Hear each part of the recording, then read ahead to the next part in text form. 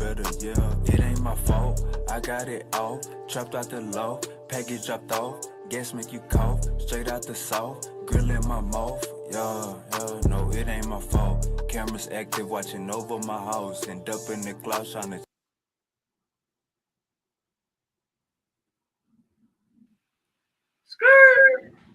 Reuben, what's goody? I'm chilling, bro. What's good? What's good with it? Come on, man. It's showtime. Already. It is showtime. And Lucifer right on motherfucking key. Right on key. We got both of the fighters in the goddamn building. Hey, man, first thing I want to do, I want to say thank you to everybody who pulled up. You know what I'm saying? Thank you to both of the debaters for putting their work in, putting their time in with their PowerPoints and presentation. You know what I'm saying? This right here is not something you can just come off the street and do. You know what I'm saying? You got to have a little bit of intellect, you know what I'm saying? A little bit of research skills. So with that being said, powerful bills only. I would like to let y'all know right now is the perfect time to roll your blunts. Right now is the perfect time to get your popcorn. Right now is the perfect time to get your ooh-wee and your yak. You know what I'm saying? Because it's about to go down. 2 heavyweight fighters in the building. Did I tell you both of these guys are undefeated? So yeah, man, it is going down. First thing we're gonna do to get this show started, you know what I'm saying? It is 7 o'clock on the dot. I appreciate both of the debaters for their efficiency. You know what I'm saying? We actually on time like a motherfucker. I appreciate both debaters for that. We're about to get into this motherfucking information. First thing we're gonna do is introduce both of the debaters. King, let the people know where you hail from, what you gonna do tonight, and this ain't even the introduction. You know what I'm saying? Just to let the people know where you come from and what's going on tonight. This ain't your intro, both of y'all. Just introducing ourselves. I guess he stepped away. All right, go ahead, Yashu. You can go first. Y'all already know what it is, man. It's Lucifer, Big Satan, nigga. Yap Gang representative. I know exactly what's going to happen tonight. I'm going to tell y'all what y'all can expect. Afrocentricity about to get a good old motherfucking 5-finger special to the face. I'm about to leave a red handprint on the face of Afrocentricity, man. So this going to hurt everybody that believe in Diop, old Banger, all these pseudos from the past, these pseudo motherfuckers from the past, teaching that Africa, that Egypt is somehow supposed to be this sub-Saharan African repository. I'm about to whoop ass. I'm about to put my foot so far up this man's ass, man. So I can't wait, man. What are the judges, man? I'm ready to go right now. You hear me? Hey, we gonna go right now. I'm gonna name the judges. I told them don't hop on the panel. You know what I'm saying? Cause I don't want no interruptions type shit. But I'm gonna name all the judges real quick. I got Kyle is one of the judges. G, my homie G, an atheist. He always been on the show. He one of the judges. Uncle Harold is the judge. Ben, he a Black Hebrew. I think he was a part of Barbarian one time. He a judge. Sar M. Ka. I got Jose Misery being a judge. Apollo and Ya. And I'm also, so that's, hold up. 1, 2, 3, 4, 5, 6, 7, 8. I got 8 judges, and we're gonna do the poll. You know what I'm saying? 8 judges and the poll. Y'all cool with that? Man, I heard some Egyptian names, but all right. He said I heard some Egyptian. I heard some Egyptian, some fake black Egyptians. Asar M. Ka is. And I heard a Black Hebrew Israelite. You know, they pseudo is, man, that's good. Oh, man. It's yo. King Naga NWO. King Naga NWO representing Naga World Order. You heard me? This debate ain't about Afrocentricity, neither Eurocentricity. It's about the truth. You heard me? This boy about to take a beat down because these Eurasians are immigrants at a later date. Shout out to the Bar Reloaded. Shout out to Powerful Bills Only. Paradigm Shift TV. 314. Stand up. You heard me? Man, let's get it. I'm ready. Hey, shouts out to Shouts out to Uncle Larell. Shouts out to Hekara. Shouts out to the bar reloaded in this motherfucker. Shout out to Moray. Contentious Media. Shout out to Big Hemi in a motherfucking building. You know what I'm saying? It is about to go down. All right. Let's get this go ahead and get this introduction. We good with a 3-minute introduction, or was it 2 minutes? I thought that was the no, we got 3 rounds, but we got a little intro before that. I didn't know we was starting yet. You know, I thought you were just trying to buy for time. Nah. You say you was ready to get out the bullpen, huh? He ain't ready, so let him go ahead and finish his intro. Go ahead, Reuben. Hey, now let's start it officially. Let's do the official intro, cause that's how you wanted to say, Lucifer, for your intro. I know that I said just introduce yourself. You feel me? So we're gonna do the real intro. All right. Hey, Reuben, you there?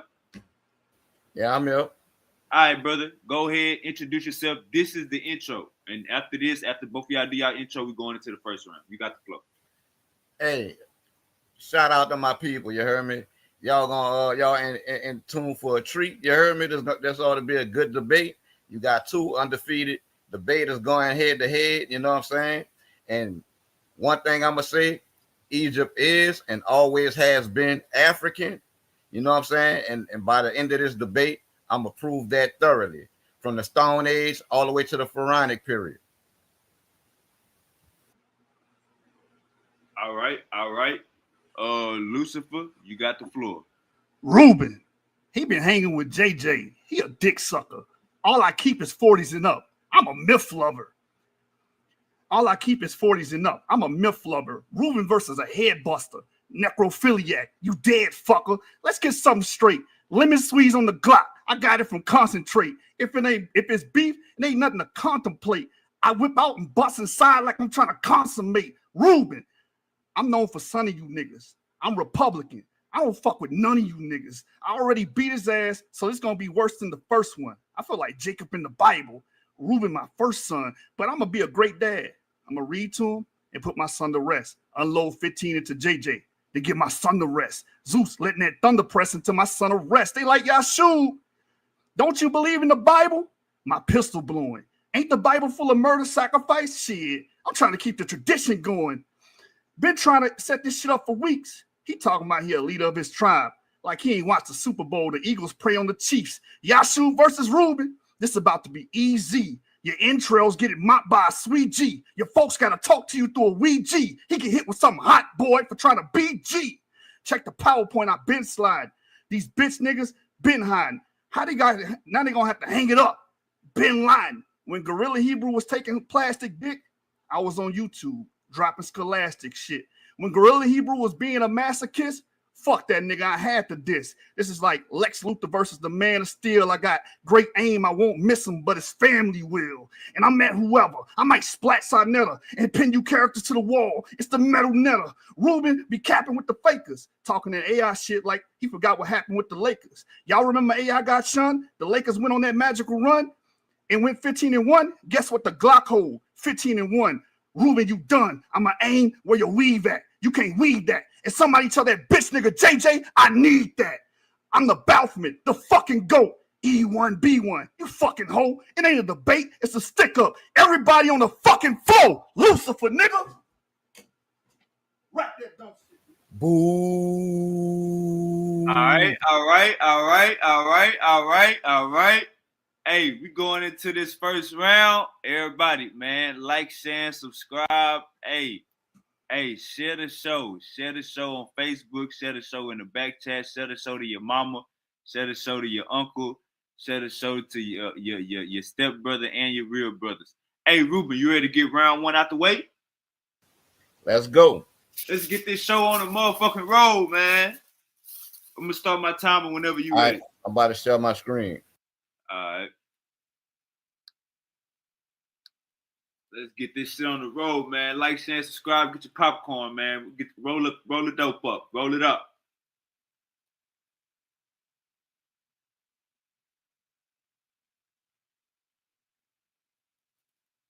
Waiting on Reuben.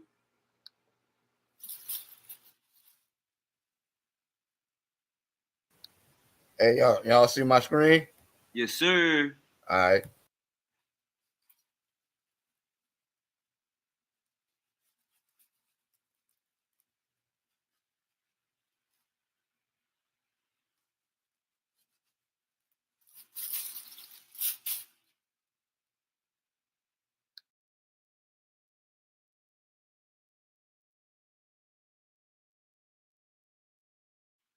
You there, Reuben?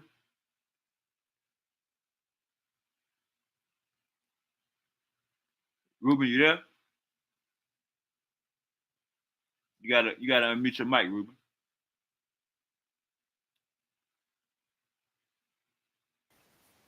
Reuben. Yeah, I'm here. My screen shine? Yeah, you trying to play something? Yeah. Yeah, we can't hear it. Hold on, wait.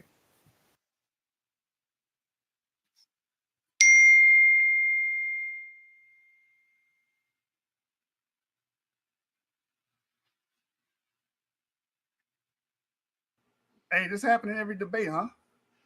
Every debate, my opponent have technical difficulties. Why are you playing a video in the debate? Hold up, brother. Hold up, brother. It's banter time. He have a technical difficulty. It's banter time. You got to keep the people entertained. I'm here to entertain the people. We good, brother. We good, brother. I'm gonna aim where's weave at, nigga. Tell him to weave that. All right, hold up, brother. It's round one. Relax. Get back in your corner, fighter. All right, Reuben, I think you gotta share with the sound. That's probably what you gotta do. You probably let me see. This your PowerPoint? Reuben, you there? You gotta unmute your mic.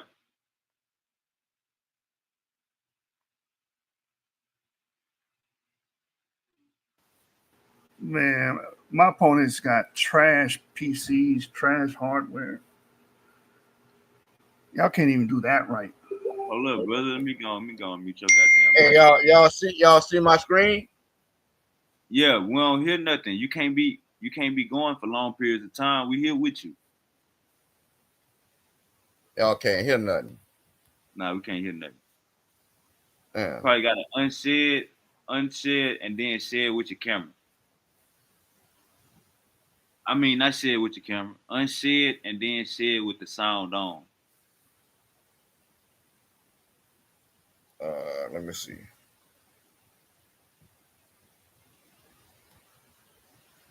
Get back in your goddamn corner, Lucifer. Stay in your corner, brother.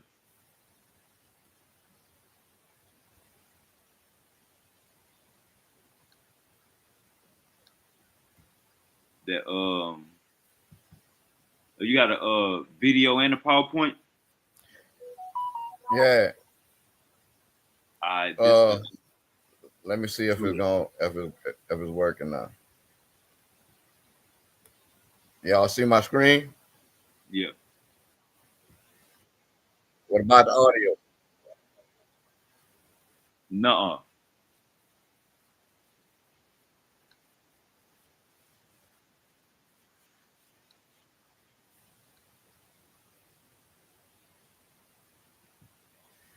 Y'all can't hear no audio? Nuh-uh. Damn. What's going on?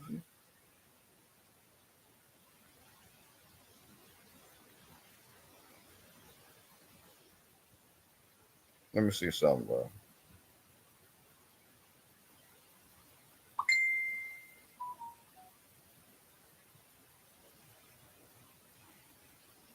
I apologize for this. I forgot about the technical difficulties this nigga was having during the debate, man.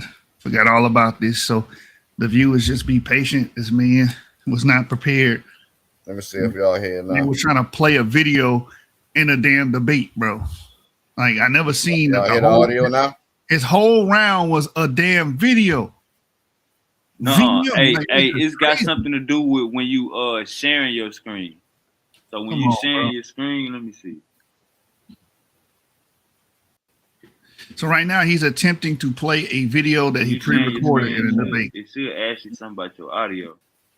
Crazy work. Yeah, and I got that switch on. It got the little switch at the bottom where it say also share tab audio. Yeah. Try it one more time. The entrails getting mopped by a sweet G. It's just a YouTube video. I can play that. G get hit with something hot, boy, for trying to be G. Hold on, let me try one more time. If it don't work, I'm gonna send it. I'm gonna shoot it to you. Crazy work, man. Just get a PowerPoint and learn your material, get confident in your material enough to do it live. I don't know why these brothers is tripping. You heard? Hold on. Nah, I don't hear nothing.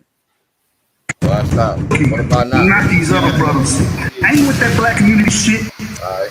African genetic continuity in the Stone Age to the dynastic period. The case for the African EM215/M35 and its many descendants. The first question that should arise is, when did the Stone Age end? Even though I could talk about 300,000 years ago in Egypt, I don't have to. According to S. Harmon et al., 3.3 million year old stone tools, the Stone Age is a prehistoric period when weapons and tools were made of stone or of materials such as bone, wood, or horn. This period lasted millions of years and came to an end around 10,000 to 12,000 years ago. This debate is about genetic continuity from prior to this window through the pre-dynastic and dynastic periods of ancient Egypt. In order to be a Stone Age people in these areas, there should be Stone Age genetics and technology in the areas in question. Is there? Yes. There is, in the form of Y-DNA haplogroup M215/M35, mtDNA haplogroup L3, and their many descended subclades, among other archaeological evidences. Early Egyptian weapons. In the early dynastic period in Egypt, circa 3150 to 2613 BCE, military weaponry was comprised of maces, daggers, and spears. The spears had been developed by hunters during the pre-dynastic period and changed very little except like daggers. Tips changed from flint to copper. Even so, the majority of spear and arrowheads from the Old Kingdom of Egypt seem to have been largely flint. An Egyptian soldier would have carried a spear and a dagger and a shield, probably made of animal hide or woven papyrus. These weapons were supplemented during the Old Kingdom by archers who used a simple single arch bow with reed arrows and flints or copper tips. The fact that pre-dynastic Egyptians were using flint arrowheads is evidence of them being a Stone Age people, as flint is a type of stone. The evidence of the evolution of stone arrowheads and spear points in these areas dates back to the Nubian lavello technology of early humans over 250,000 years ago. Its evolution in these areas until early dynastic periods is evident of cultural continuity. It's clear that pre-dynastic technology had Stone Age roots inside of Africa. Stone Age genetics. All it takes is a simple Google search, folks. Y-DNA haplogroup EM35, a branch of the broader EM215 lineage, is estimated to have originated in the Horn of Africa around 23,000 years ago, 23,000 BCE, during the Stone Age, with its most recent common ancestor likely born between 26,042 and 19,538 BCE. Phylogeography of haplogroup E. Phylogenetic information and the geographic distribution of haplogroup E clades, we performed a discrete phylogeographic analysis, U et al. 2010, to associate each node of the tree to one or more of 6 broad geographic regions with an emphasis on the African continent. This analysis suggests a sub-Saharan placement of the most common recent ancestor of the haplogroup E chromosomes here analyzed. Within this clade, the posterior probability strongly favors an East African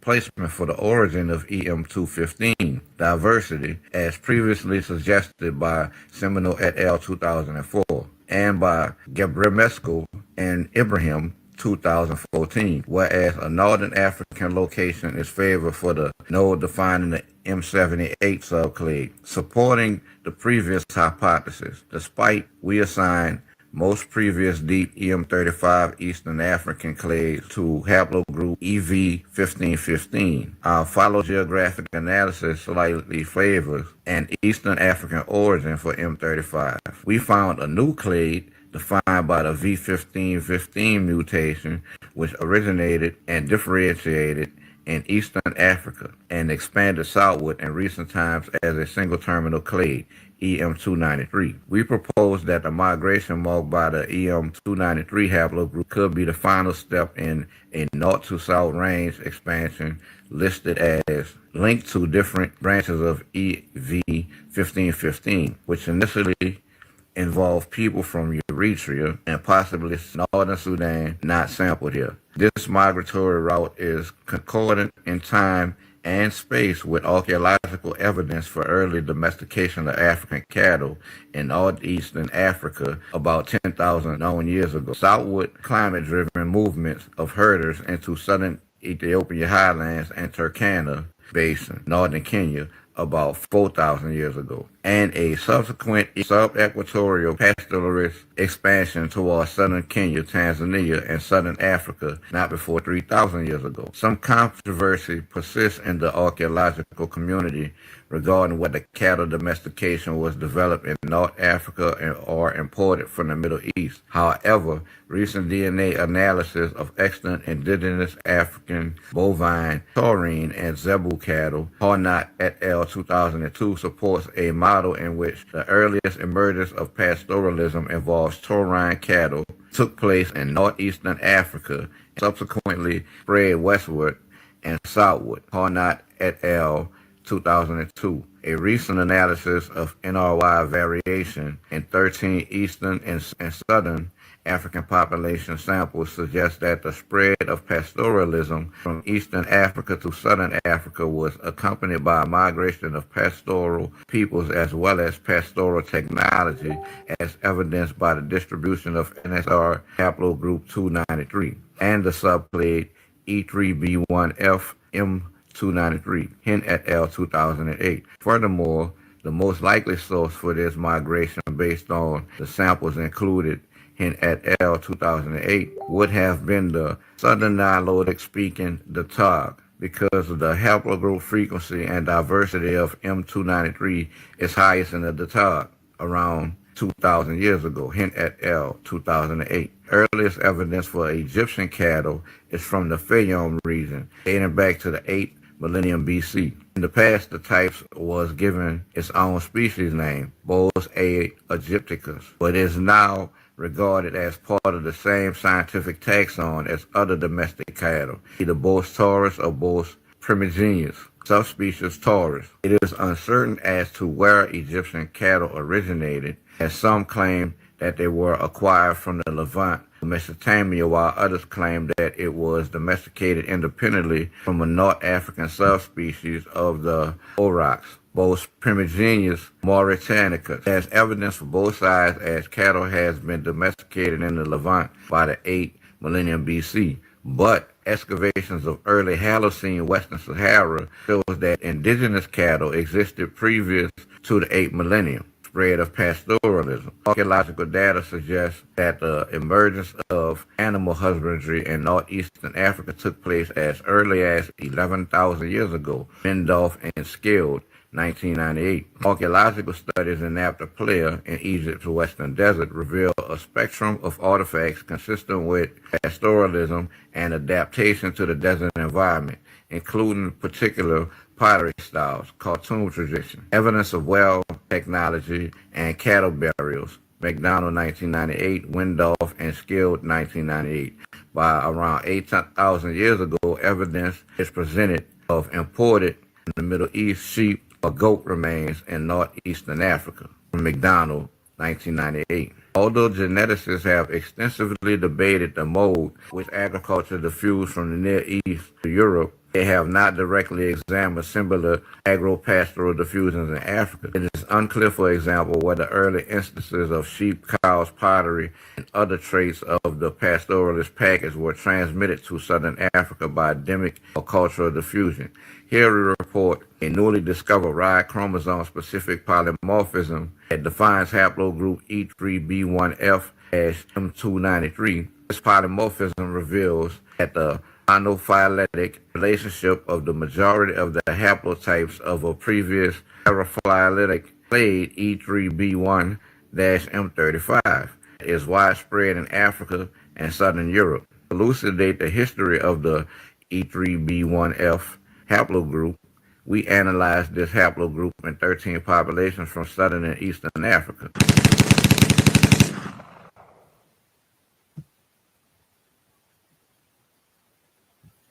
Yeah. So I'm gonna go to this here while I still got time. You know what I'm saying? This is your Asiatics, Joshua. You see what my cursor is? This determinative right there. That determinative is indicative of foreigners, which is what the Asiatics were in Egypt. The Egyptians themselves, Joshua, documented your Eurasians as foreigners. Now, why would they do this if they was Eurasian? All right. It is going down in Ace time and all the way else around. Nah, for real. Hey, man, we're going into the bottom of the first. You know what I'm saying? Y'all like, share, and subscribe. You know what I'm saying? Whatever. Hey, get your pen and paper too, because we're learning tonight. You know what I'm saying? Lucifer, you there? Hold on, I got to unmute my boy Mike. You know what I'm saying? I had to tell him to get back in this corner. I had to mute Lucifer, you there?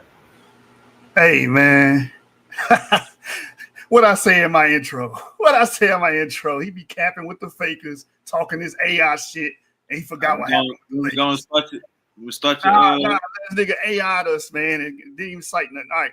Anyway, let's go over here. You know I gotta put the banter in it, man. Gotta entertain the folks watching at home, brother.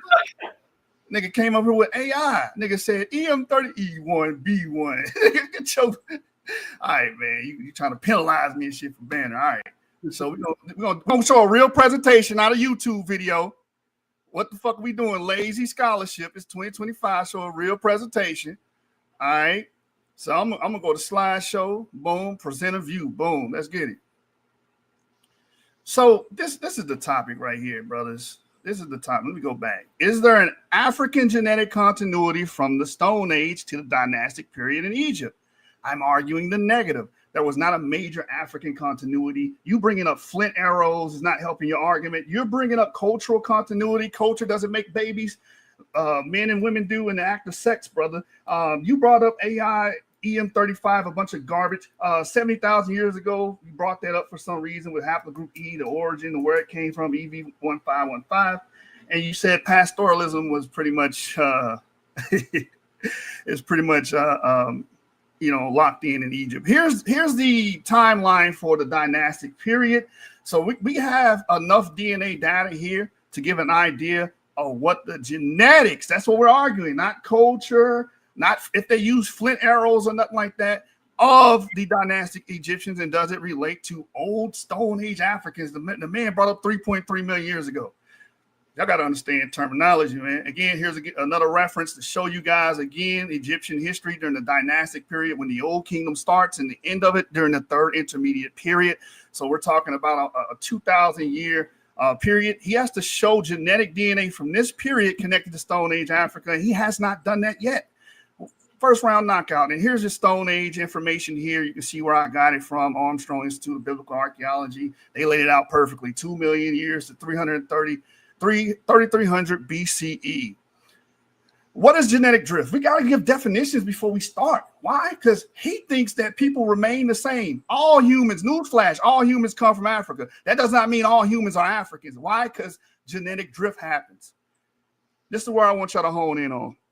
Genetic drift can have major effects when a population is sharply reduced in size by natural disaster, bottleneck effect, or when small groups split off from the main population to find a colony. This is called a founder effect. And this is what we see with haplogroup clades. And this is what my opponent is not taking into consideration, or he just doesn't know. Ancient Egyptians are the surrogates of non-African DNA. We find that the only fitting model is one using Levant, Bronze Age, Iron Age as a source. So we can see that these people connect to the Levant. And we estimate that the Kalubnardi Nubians had 57.5% plus or minus 0.3% West Eurasian related ancestry. This will show that ancient Egyptians, because who did these Nubians get it from? They got it from the Egyptians. That's where they got it from. That the ancient Egyptians did not have this old Tyrian Stone Age, like 300,000-year-old DNA that you keep imagining in your brain, or 50 or 70,000-year-old DNA. They have West Eurasian DNA. All right. It says ultimately most likely found in the Bronze or Iron Age people from the Levant.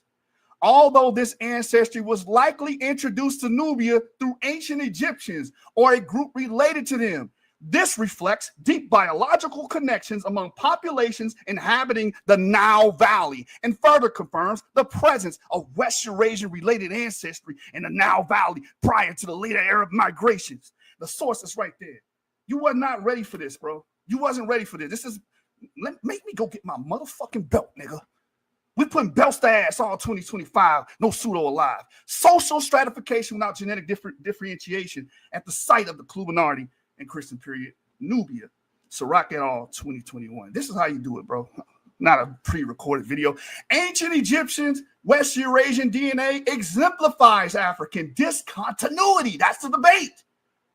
Leveraging previously published genome-wide data from the 3 ancient Egyptians, we show that West Eurasian-related ancestry detected at Clubinardi was plausibly introduced via people from Egypt who harbored a majority of Western Eurasian-related ancestry, who harbored a majority of West Eurasian-related ancestry, who harbored a majority of Western Eurasian-related ancestry in a minor proportion of the Nilotic-related ancestry.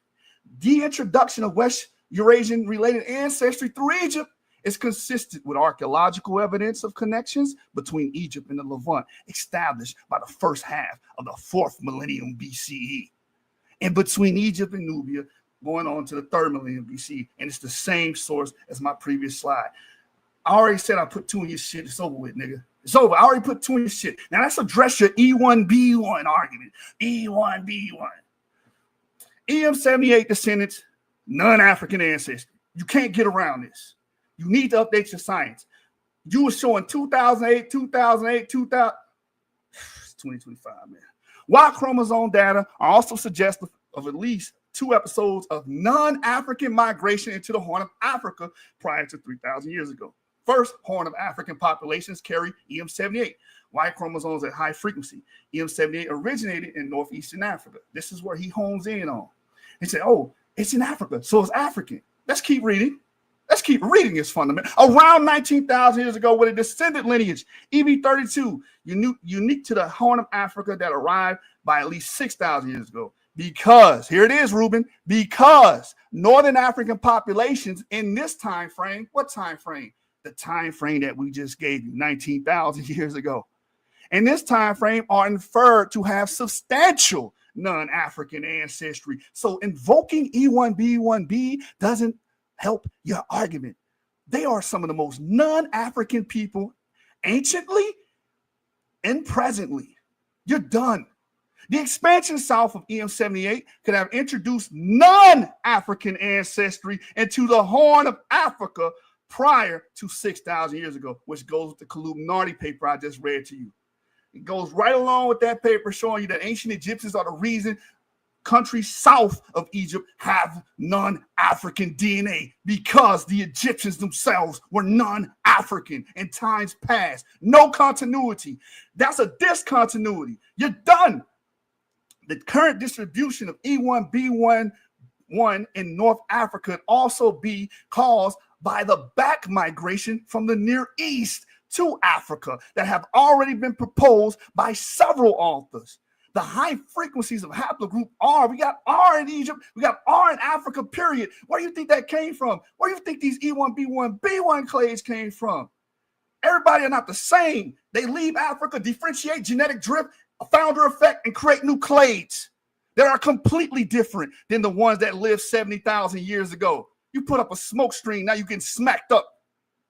Act up, get smacked up like your mama in this bitch. The high frequencies of haplogroup R1M173 in Cameroon all supported the back migration from Eurasia to Africa.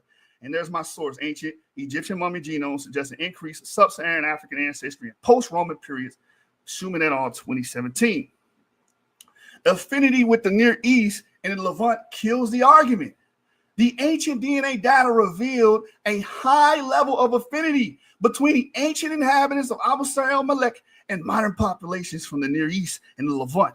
This finding is pertinent in the light of the hypothesis advanced by Pagani and colleagues, who estimated the average proportion of non-African ancestry in Egyptians was 80% and dated to the midpoint of this admixture event to around 750 years ago.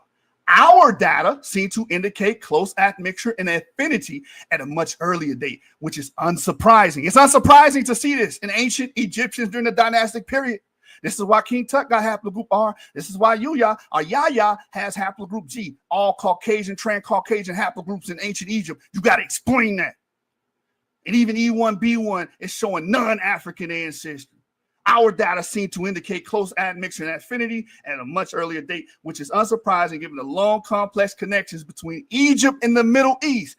These connections date back to prehistory and occur at a variety of scales, including overland, maritime commerce, diplomacy, immigration, invasion, and deportation, especially from the second millennium BC on. There were intense historical and archaeological documented contacts, including the large-scale immigration of Canaanite populations known as the Hyksos into Lower Egypt, whose origin lie in the Middle Bronze Age Levant. You're done. This is all during the dynastic period. We don't see a Stone Age, Assyrian-like African ancestral DNA. We don't see that. We see Eurasian DNA. Same source. Let's keep it going. All right, I'm gonna be real quick. So a future paper coming out says the same thing. It says right here, in addition, we also found Western Eurasian mtDNA haplogroups. Those are the women. That's the DNA coming and transferred, the sex chromosome transferred by the women, and individuals dated to a period prior to the New Kingdom. So it's all in this high frame. We're seeing these people showing a discontinuity, not a continuity. It said this provides further evidence for shared maternal ancestries between Western Eurasian or North African populations and ancient Reaper sweep and collect the soul. And when he set himself up for the kill and don't even know it. Hey, we eating right now. This is the chat. All the superstars is in the chat. Did I mention that both of these brothers is undefeated? Oh yeah, it's going down. Goddamn it, it's going down. All right, round 2. Oh, let me hey man, if you want to get fly, you know what I'm saying, scan that goddamn barcode. You know what I'm saying? If you want to get fly, scan that goddamn barcode. You know what I'm saying? Now we getting into round 2. Lucifer, King, just share your screen. Whenever you ready, Reuben, just share your screen. Get your popcorn, roll your blunts up. Goddamn, get that Kool-Aid. I need some good ass Kool-Aid, you know what I'm saying, with all that sugar in it. You know what I'm saying? We need some good ass Kool-Aid. You know what I'm saying? It is about to go down, man. It's a heavyweight battle. Some of that black Kool-Aid, huh? Mike Ali. Let's go. The geographic distribution of the E3B1F haplogroup is associated with the microsatellite diversity estimates for populations. It's consistent with an expansion through Tanzania to southern Central Africa. The data suggests that dispersal was independent of the migration of Bantu-speaking peoples along a similar route.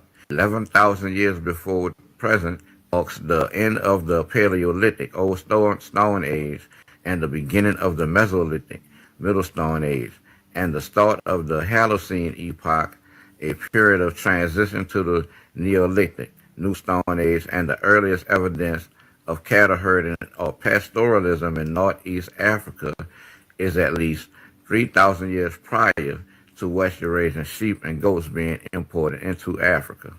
Early African pastoralism viewed from Dakhla Oasis, South Central Egypt, M.A. McDonald. The late prehistoric archaeological sequence of Dakhla Oasis, South Central Egypt, is examined for evidence on the origins and development of pastoralism in northeastern Africa under the drive of fluctuating environmental conditions of the early to mid-Holocene. 8,100 BP, relatively sedentary groups, the Masara cultural unit have a broad-based substance but sign of food production. Herding appears circa 7,000 BP at a time of increase and possibly less seasonal rainfall on large Lake Bashindi A sites with stone-built structures and still diversified food economy. With the drying trend after 6500 BP, mobile Machende bee cattle and goat herders continue to aggregate in the oasis for a millennium, still utilizing a variety of resources. More settled Sheikh Mufta groups occupy the oasis lowlands until Old Kingdom times. Throughout the sequence, the early pastoralism from Dakley seems more African than West Asian in character. Again, seems more African than West Asian in character. Not only does EM35 and its subclades have genetic continuity since the Stone Age, they have cultural continuity too. Pastoralism gave rise to the cattle cults of dynastic Egypt. Y chromosome haplogroup EM78, a descendant of EM35, a prominent paternal lineage in North and East Africa, likely originated in Northeast Africa during the Paleolithic era. Evidence suggesting migrations between Northeast and Eastern Africa, as well as trans-Mediterranean migrations to Europe and Florida West and Eurasia.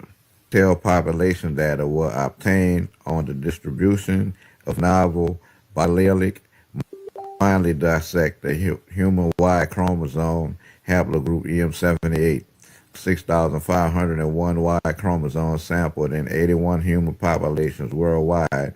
We found 517 EM78 chromosomes and assigned them to 10 subhaplogroups. 7 microsatellite loci were used to further evaluate subhaplogroup internal diversification.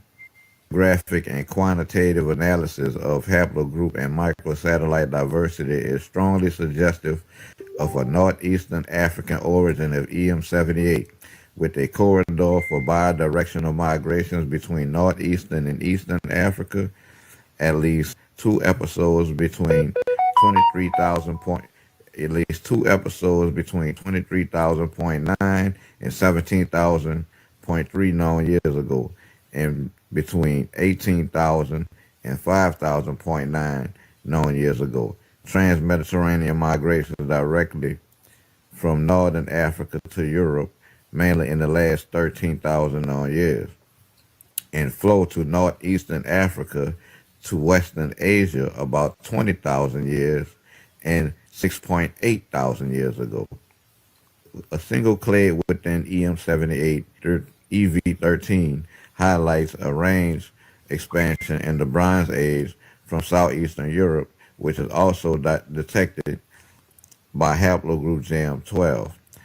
Phylogeographically pattern of molecular radiation and coalescence estimates for both haplogroups are similar and reveal that the genetic landscape of this region is, to a large extent, the consequence of a recent population growth in situ rather than the result of a mere flow of Western Asian migrants in the early Neolithic.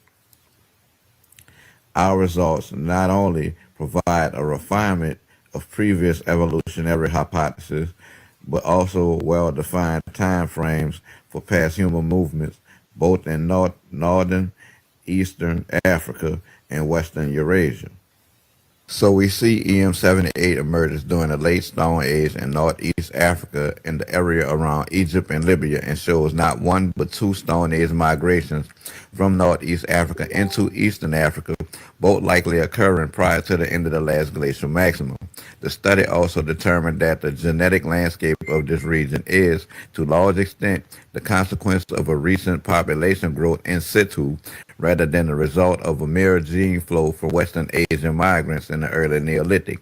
In situ is a Latin phrase meaning in place or on site, referring to something remaining in its original location or context.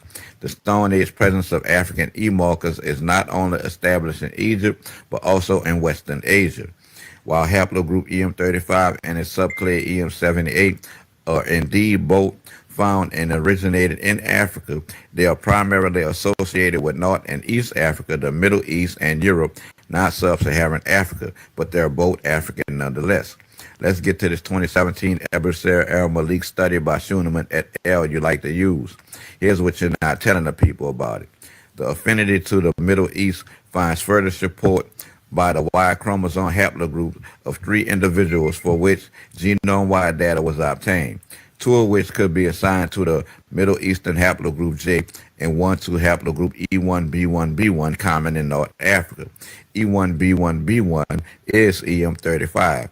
That's a 34,800-year-old Stone Age African haplogroup in your Middle Kingdom Roman period Fayum study, Joshua. Its direct descendant, EM78, emerged just west of the Fayum site over 20,000 years ago. Finally, we use 2 methods to estimate the fraction of sub-Saharan African ancestry in ancient and modern Egyptians. Both reveal modern Egyptians inherit 8% more ancestry from African ancestors than the 3 ancient Egyptians do, which is also consistent with the admixture results discussed above. Absolute estimates of African ancestry using these 2 methods in the 3 ancient individuals range from 6 to 15%, and in the modern samples from 14 to 21%, depending on method and choice of reference population. The study not saying that they had no sub-Saharan African ancestry, Joshua, you are. Finally, we analyzed several functionally relevant SNPs in sample JK2911, which had low contamination and relatively high coverage. This individual had a derived allele at the SLC24A5 locus, which contributes to light skin pigmentation and was shown to be at high frequency in Neolithic Anatolia, consistent with the ancestral affinity shown above. Other relevant SNPs carry the ancestral allele, including HERC2 and LCT, which suggests dark-colored eyes and lactose intolerance. Our analysis furthermore shows that the derived alleles for genes SLC24A5, known to be responsible for partially lighter skin pigmentation, were present in both JK2888 and JK2911. For further genes such as SLC45A2, LCT, and EDAR, we were unable to find derived alleles for both JK2888 and JK2911. For JK2134, there was no sufficient coverage after quality filtering at all the specific sites, which is why the analysis revealed no further clues. E1B1B1 refers to the human Y chromosome DNA haplogroup, also known as EM35, with an East African origin and associated with the spread of pastoralism from East Africa to Southern Africa, Joshua. It makes sense it was found in your study, seeing how its direct descendant, EM78, emerged just west of the Fayum Ebasir el-Malik site closer to the Libyan border in northern Egypt, long before the Neolithic expansion in these SLC24A5 mutation-carrying Neolithic migrants, and is more evidence of African genetic continuity in Egypt from the Stone Age to the Middle Kingdom and Roman period your favorite study is based on.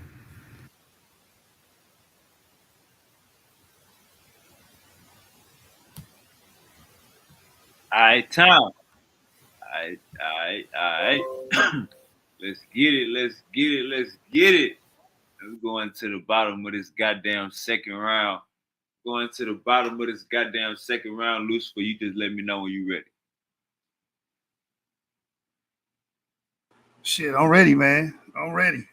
He keep bringing up E1B1B, all these old ass studies. This is family tree DNA right now. EM35 differentiates outside of Africa. You all can see it. It's on the stream. In the study he just went to was Schumann et al. Didn't I just read y'all? Maybe this is why you should not play a video recording. You should actually just get up here and debate. This is weak. EM35, the ancestor of EM78, differentiates outside of Africa. Then EM78 comes back. They're Eurasian, like majority of North Africa, as you can see on the stream. So now I'm just going to rewind this so we can find. This is an easy debate. Yeah, I showed you ancient Egyptians are the surrogates of non-African DNA. EM78 are surrogates of non-African DNA because they're primarily non-African. They're non-African. When we're talking genetics, you need to speak genetics. You don't speak that language. That's the problem. So again, he brought up Schumann et al.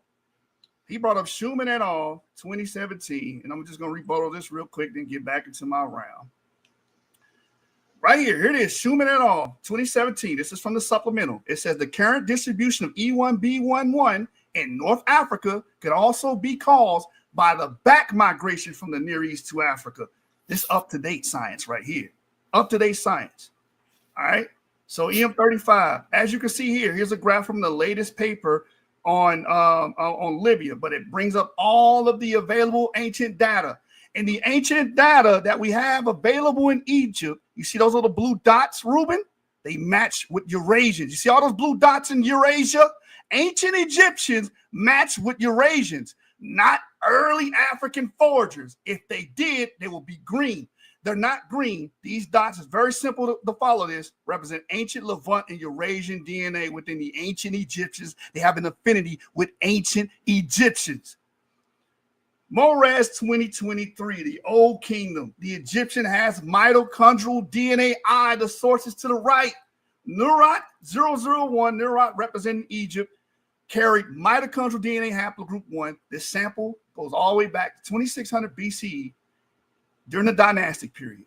Haplogroup I has nothing to do with no damn Stone Age Africans. Stop it. It wasn't there 40, 50,000 years ago. It didn't even exist. So this is showing a discontinuity. Nurat 001 carried mitochondrial DNA haplogroup I, which originated 21,000 years ago in West Asia. In present-day populations, this haplogroup was widely distributed, but at low frequencies. Haplogroup I was present, but in low frequencies, approximately 5% in ancient individuals from a study on pre-Ptolemaic Egyptians, Ptolemaic Egyptians, and Roman Egyptians, showing a continuity with a Eurasian people. This is discontinuity. You don't see no damn old Stone Age Assyrian-like autosomes or genome. I'm using the whole genome to argue. The mitochondrial DNA, Y DNA, and autosomes. You don't see it. And of course, he was E1B1B downstream, close to Z1919. I actually do this genetic shit, nigga. You don't speak this language, which starts in the Levant. You done. You finished. Ancient nuclear DNA from ancient North Africans points towards discontinuity. Eurasian admixture has had a large influence on the genomes of Northeast Africa. Why I didn't say Stone Age African forager DNA? It don't say that.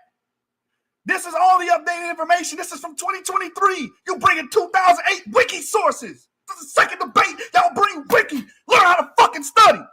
Eurasian admixture has had a large influence on the genomes of Northeast African groups. The Egyptians and Sudanese Cop populations, for instance, are genetically very similar to Middle Eastern groups rather than to other African populations. The pattern is true also for the rest of North Africa and present as early as least 15,000 years ago. Let's go, man. You done, nigga. Eurasian back migration into Northeast Africa was a complex and multifaceted process. Hammerin et al. 2023. The North African component comes from non-Africans. Model B shows North African populations. This includes Egyptians, Reuben, splitting from the Middle East in a back to Africa movement. This is the model mostly supported, Reuben, mostly supported. This is the model mostly supported, that what we call toxic North African genomes. North African people split from Middle Easterners. They share DNA ancestral origin, recent ancestral origin with Middle Easterners. This is the model mostly supported in previous analysis by population structure and admixture F statistic approaches. Modeling the demographic history of human North African genomes is where you can find that. And that's a 2024 source. No 2008 sources over here. This is from the Back to Africa wiki. So I'm going to use this wiki here too. But for simplification reasons, I want my judges to look at the top. Egypt, Nurat, Egyptian. He's 90% non-African. 90% non-African. The other 10% is Caucasian, Iranian-like. 90% Levantine, not Tufian. Not no damn Stone Age African. This shows discontinuity, like the rest of North Africa. Look at Morocco, 87%. Another KTG, another Moroccan population, 86%. Algeria, Egypt, Abasar El Malek, Egyptian, 85 to 94%, which that paper tells you E1B1 came from the Near East. You did not factor in genetic drift. You did not factor in founder and divergence events. These people diverge in Eurasia and create their own unique and distinct haplogroups and clades, and their autosomal DNA is non-African.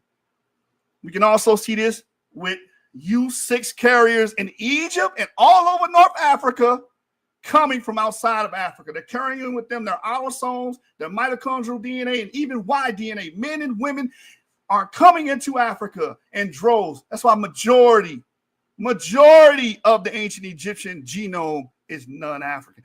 The presence of the basal haplogroup U6 in Southeast Europe, Romania at 35,000 years before present confirms the Eurasian origin of the U6 mitochondrial lineage. Consequently, we propose that the PM1 lineage is an offshoot of the Southeast European that can be traced to the early Upper Paleolithic back migration from Western Asia to North Africa. I just showed you that. Here's the paper on the bottom.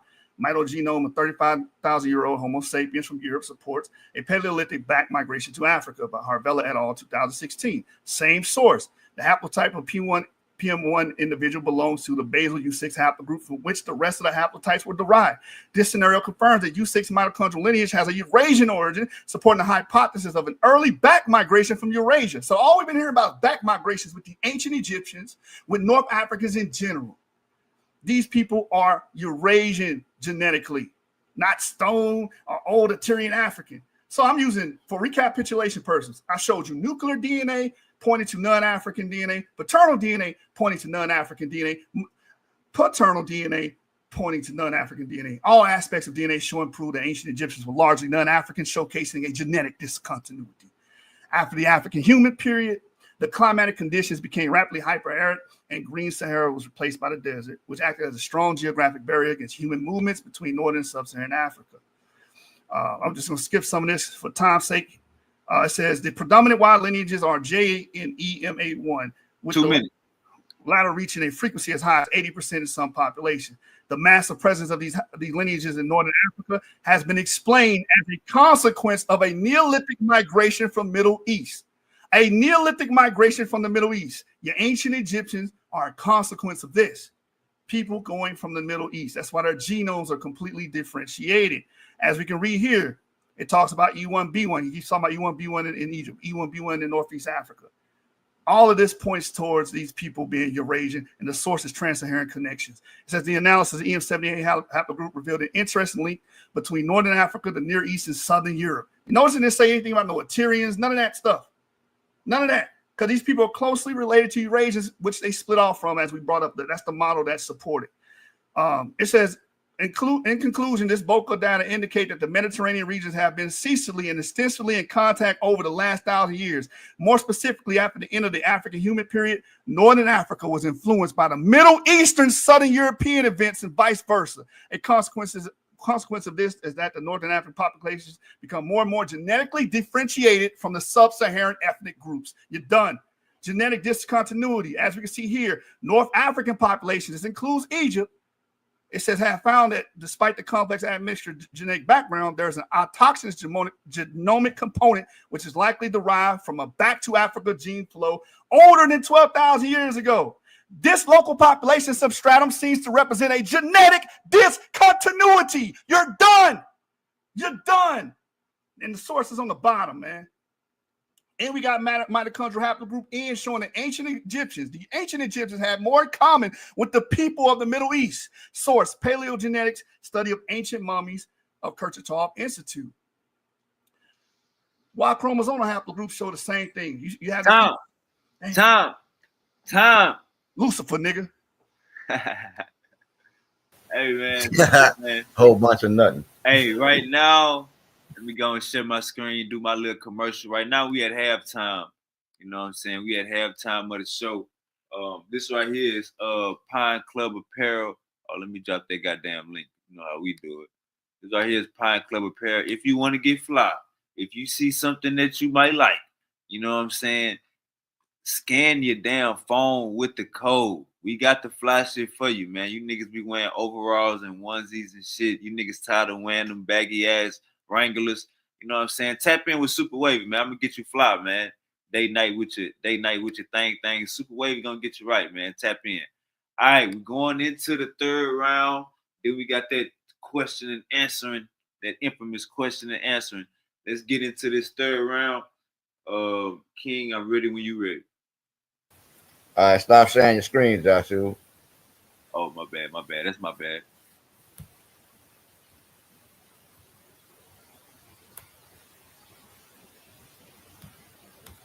All right, can you share your screen? Yeah, I'm about to share it now.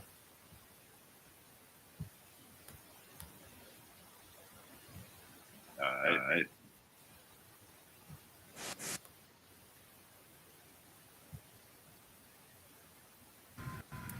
And then there's the more recent 2020 study of mummies at the Kurchatov Institute.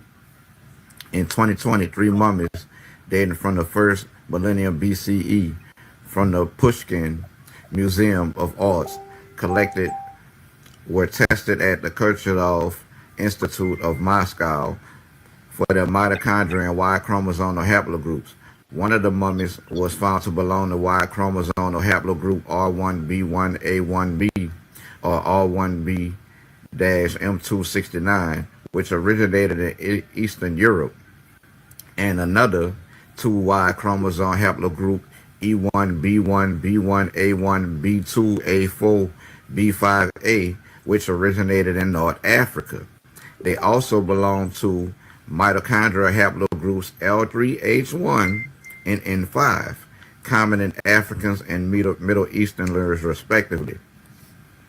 The third mummy was found to belong to mitochondrial haplogroup N, which is widely distributed across Eurasia as well as Eastern. I'm gonna pause it real quick. He chopped and screwed this source. I actually showed this source during my round, but he took pertinent information out of it. In particular, showing that this clade really connects these people to the Middle Eastern groups that we see. So it was just crazy when I saw this. Like, bro, like you literally chopped and screwed this source. I actually had the source and I showed the source in my round, and this man just really just butchered it because he doesn't want to accept the fact that the ancient Egyptians aren't connected to Eurasians because they themselves are descendant of waves and waves of Eurasians. Anyway, back to your regular scheduled program. I just had to clarify that when this slide hit the screen. You know what I mean? Damn, let's get it. In northeastern Africa, E1B1, B1A1, B2A4, B5A is also known as EM180, and the downstream snap EM180 may have originated in the humid south central Sahara savanna grasslands of North Africa between 14,000 years before present and 10,000 years before present. Quit playing, Joshua. The expansion of mitochondrial haplogroup L3 within and outside of Africa. Genetic evidence from the extant populations have suggested that non-Africans descend primarily from a single successful later migration.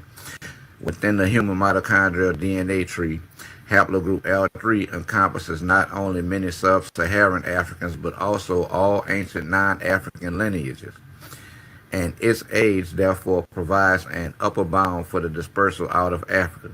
An analysis of 369 complete African L3 sequences places this maximum at 70,000 years ago, virtually ruling out a successful exit before 74,000 years ago, the date of the Toba volcanic super eruption in Sumatra. The similarity of the age of L3 to its 2 non-African daughter haplogroups M and N suggests that the same process was likely responsible for both the L3 expansion in Eastern Africa and the dispersal of a small group of modern humans out of Africa to settle the rest of the world. The timing of the expansion of L3 suggests a link to improved climatic conditions after 70,000 years ago in Eastern and Central Africa rather than to symbolically mediate behavior, which evidently arose considerably earlier. The L3 mtDNA pool within Africa suggests a migration from Eastern Africa to Central Africa 60 to 35,000 years ago, and major migrations in the immediate post-glacial again linked to climate. L3H is a specific branch within L3. It's estimated to have originated around 58,000 years before present, with L3H emerging around 56,000 BCE. While L3H is associated with the migrations out of Africa, it's also found in various populations within Africa, suggesting the complex interplay of migrations and genetic diversity. That's a 58,000-year-old East African mitochondrial haplogroup found in the first millennium BC mummy, Joshua. That's 55,000 years worth of genetic continuity, and the best you got is its sister clade within L3, M1A1, and all of your Eurasian Y haplogroups are associated with the Neolithic bulk. The 2018 study titled Carriers of Mitochondrial DNA Macro Haplogroup L3 basal lineage migrates back to Africa from Asia around 70,000 years ago had this to say about haplogroup E. There is general consensus in attributing an Eastern African origin to the initial expansion of the NRY haplogroup E in the continent. Curiously, ancestral E lineages have been detected in the Arabian Peninsula and the Levant. Regardless of its origin, haplogroup E shows lower frequencies in northeastern Africa and the eastern Sahel than in the west. The opposite pattern is observed in the frequencies of Y Eurasian haplogroups in the same areas, which suggests later, stronger Eurasian male gene flow throughout the northeast side. The study titled Eurasian Back Migrations into Northeast Africa was a complex and multifaceted process, gives us clues as to when. In the last decade, several genetic studies on modern-day populations have focused on the genetic demographic history of Ethiopia and found patterns of linguistic stratification within Ethiopian populations, i.e. populations within the same language family are more similar to each other than to populations belonging to other language families. Pagani et al. 2012 and Lopez et al. 2021. Hellenthal et al. 2021. It is less clear if this pattern holds true to Northeast Africa as a whole, as Hohlfelder et al. 2017 found a stronger association between geography and genetics than between genetics and linguistic family. By studying modern-day genetic variation, Molinaro et al. 2019 investigated the non-African part of Ethiopian populations and were able to conclude that there has been a Eurasian integration, likely coming from Levantine rather than Arabian populations. This event was estimated to have occurred around 3,000 years ago. That's long after obsidian spear tips, the spread of pastoralism, and EM78 emerging from EM35 in northern Egypt. Eurasian gene flow does coincide with actual historical events. Over the last 3,000 years, Egypt has been invaded by various groups, including the Hyksos, Cushites, Assyrians, Persians, Greeks, Romans, and Arabs. The Hyksos invaded around 1720 BCE, followed by the Cushites in the 8th century BCE, Assyrians in the 7th century BCE, Persians in the 6th century BCE, and the Greeks in 332 BCE. The Romans conquered Egypt in 31 BCE, and the Arabs conquered it in the 7th century CE. Egypt is and always was in Africa, and the genetic, archaeological, and cultural evidences show that it was inhabited by indigenous Africans who are still there today. Defining African solely as sub-Saharan is logically fallacious and commits the fallacies of biological essentialism and geographic determinism, just to name a few, Joshua.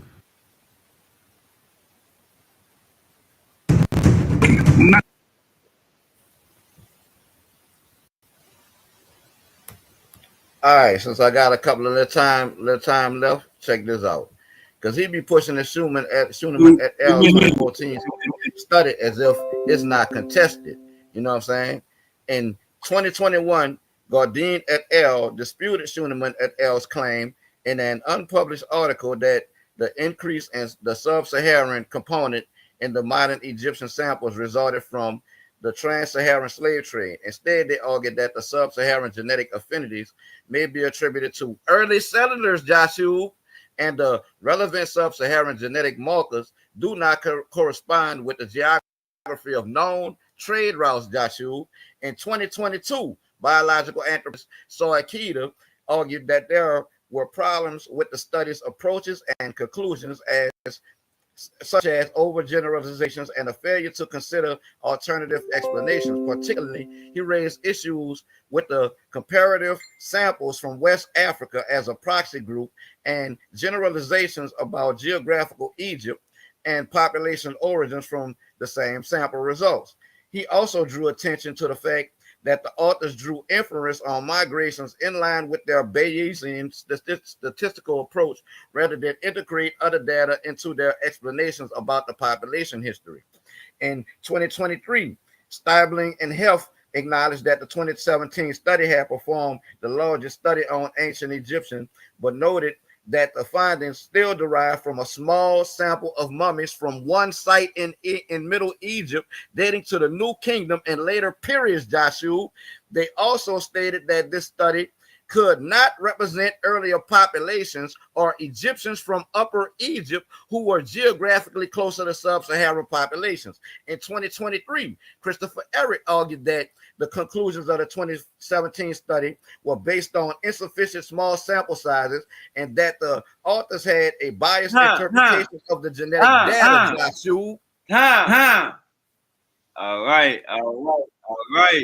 You know what I'm saying? We're going into the bottom of that 30, bottom of the third round. This is the last round. Then we getting into that question and answer. You know what I'm saying? Everybody like, share, and subscribe to the show. Appreciate everybody tuning in. Appreciate everybody tapping in. Hey, man, over here we learn every day. All right, Lucifer, you ready? Satanic ritual time. This brother went to a paper that argues that L3 is Eurasian in origin. That argues that E1B1B is Eurasian in origin. That haplogroup E was Eurasian in origin. He just went to that paper. You committed seppuku, which is Japanese ritual suicide. What did this say right here? Later work suggested, and this is the paper, carriers of mitochondrial DNA haplogroup L3 basal lineages migrated back to Africa from Asia around 70,000 years ago. Did you even read the title? L3, according to this paper, has a Asian origin. Anyway, later work suggested that low microsatellite diversity of this clade in Northwest Africa is better explained as a result of Neolithic or post-Neolithic gene flow episodes from the Near East. What clade is it talking about? EM81 and EM78. You did not read this paper. It's impossible for you to read this paper and come to that conclusion. All you got to do is look at the pictures. L3 is 70,000 years old in Asia. Everybody can see that. He just committed scholastic suicide. He mentioned another paper that says the same goddamn thing, that Eurasian DNA has been in North Africa for 15,000 years. You kicked yourself in the balls, which should be impossible. Next time read. Look, L3. Where is it at? He brought up L3 like it was going to be a haymaker. You knocked your own goddamn self out. They have it in Asia. Satanic ritual time, nigga. Now back to the presentation. I don't got that much time. He wanted 10 minutes. Obviously, this required more time. But anyway, we brought up the second round was just talking about the back to Africa migration that we see in ancient Egyptians and North Africa as a whole. Again, the most supported model is that North Africans split from Middle Easterns. You can't get around that. He even cited a paper, again, that supports that L3 and haplogroup E arose outside of Africa. He just read the shit. He even read the part where it said there's a strong Eurasian gene flow into Africa. How the hell do y'all keep doing this? But I'm your friend, so I'm going to drive that knife into your chest and twist that bitch. The earliest herders with their livestock into Africa, probably along the Sinai, and the Red Sea routes, after which they rapidly spread into northeastern Africa and reached the Central Sahara around 8,300 years ago. By 6,400 years ago, further gene flow occurred with the appearance of ancestry associated with Neolithic groups from the Levant. And you said this in your third round. You literally admitted to the negative.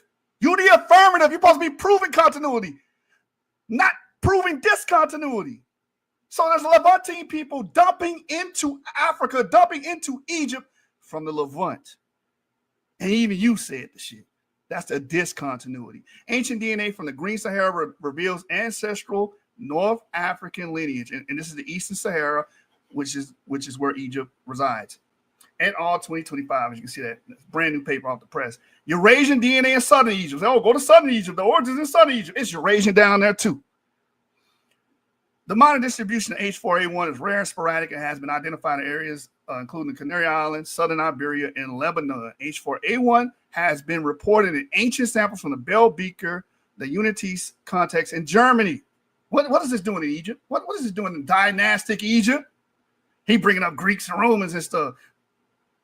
I'm going to just skip this. Since a predominantly European haplogroup has been identified in an Egyptian individual in southern Egypt prior to the Roman and Greek influx, 332 BCE. This is older than that.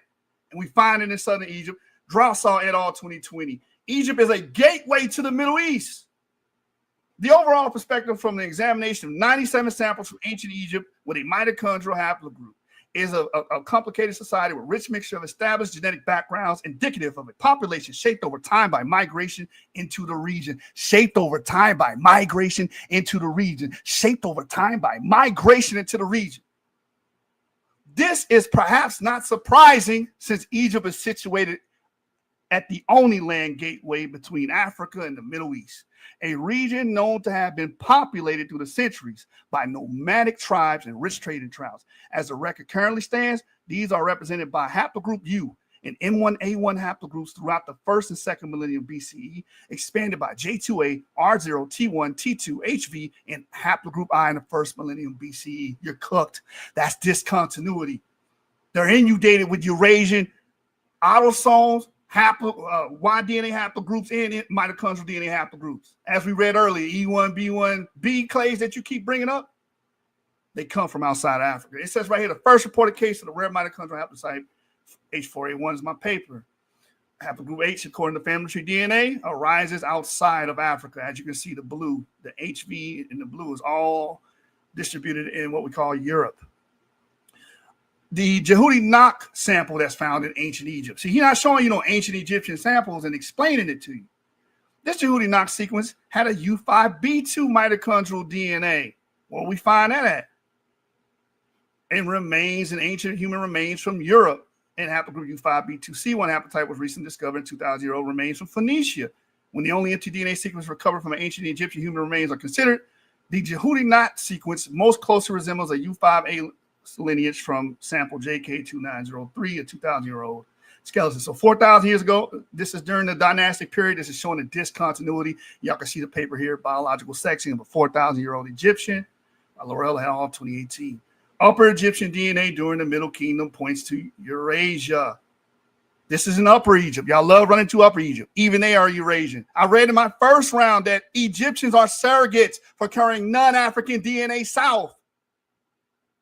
So again, in the fact of 114 mitochondrial genomes now available from Northern Africa, ancient human remains, only one belongs to the African lineage. Majority, why? Because most of this is showing discontinuity. Discontinuity. It says in the present study, Near Eastern influence has been found in an individual of high social status who lived in Upper Egypt. Near Eastern influence. You cook, man. More evidence of genetic discontinuity. When the mummy's mtDNA sequence is viewed in the context of modern mitochondrial DNA diversity, however, the observed U5 lineage could potentially reflect interactions between Egypt and the Near East that date as far back as the pre-dynastic and early dynastic periods. That's more discontinuity, same source. Another ancient sample of mitochondrial DNA U5 in ancient North Africa. This is from a recent paper in 2025 by Mark Lipson. We see U5B2B1. We see these European women in North Africa, and they come from pre-Neolithic Europe. You cooked. There it is. Mitochondrial DNA U starts in Europe. Obviously, if you wasn't paying attention, my second round, I'm talking about back migrations. These are back migrations. These people are heavily Eurasian. That's why when you look at all of the ancient genomes, majority of it's non-African. Family tree DNA has haplogroup H for Nak-Unk of the 12th dynasty. This is before the Hyksos. He bring up the Hyksos. The Hyksos 1725 BCE. We're going all the way 4,000 years ago. This is before then. They were always Eurasian. Before that period. What haplogroup does he have? H-Z19008, another non-African clade. This is the origin for HZ19008. 2 minutes. 2 minutes. Here, family tree DNA. Outside of Africa. Haplogroup M, the same thing. We find that in the Nak-Unk brothers. All right, so the Nerat paper. As we read earlier, it talks about the Old Kingdom, 2675 BCE. The DNA that we find in this individual is present in Natufians from the Levant, an epipaleolithic group associated with the first agricultural practices. This is the oldest DNA on record now available. And it has DNA components from Anatolia Epipaleolithic, Caucasus Paleolithic, and Iran Mesolithic. These results confirm that contact with the Levant existed in Egypt at least 4,000 years ago, which is discontinuity, by the way. The exact contact date needs to be confirmed by older DNA from Egypt. Several cultural and biological contacts with the Levant were recorded through time by archaeologists. First, the migration could be recent, dating from the beginning of the Neolithic, 5,500 BCE. That's 7,000 years ago. Levantines are dumping into what we now know as Egypt. That's why they're surrogates. That's why they're pinpointing ancient Egyptians as being the surrogates to bring the Eurasian DNA south. It says when the Nile Valley was repopulated by people bringing agriculture. What people? The people from the Levant, as we just read. This is showing non-African DNA. This is talking about the 15,000-year-old Taffarats, which the majority of their DNA was non-African, as well as I showed in my first round. Nerat 001 is located present-day individuals living in the Arabian Peninsula in Northeast Africa. So Old Kingdom Egyptians are related to people living in the Arabian Peninsula and Northeast Africa. Discontinuity. Where's the Assyrian DNA? Where's the DNA from the Assyrian DNA? We don't see that. We see Eurasian DNA. Eurasian DNA. It says here, Lucifer, nigga. He just proved genetic continuity in Africa, the Arabian Peninsula, and the Levant. Hold up. We about to get this money. Now this is where, you know what I'm saying, you can get knocked out or you can continue getting stomped on around right here. This is the question and answering. Lucifer, I'm gonna let you go first since King went first during the rounds. 5 minutes of question and answering a piece. Just let me know when you're ready. All right. Do you concede that you use the carriers of mitochondrial DNA, which states within that paper that mitochondrial haplogroup L3 has a Eurasian origin?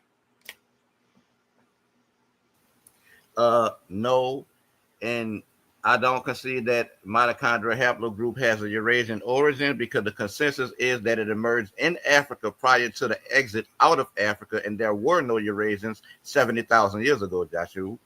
Incorrect. You did reuse that paper. Second question. Do you understand the concept of genetic drift and how it relates to ancient Egyptians? Yes. It means that Eurasians went through a population bottleneck during the Neolithic before you expanded outwards.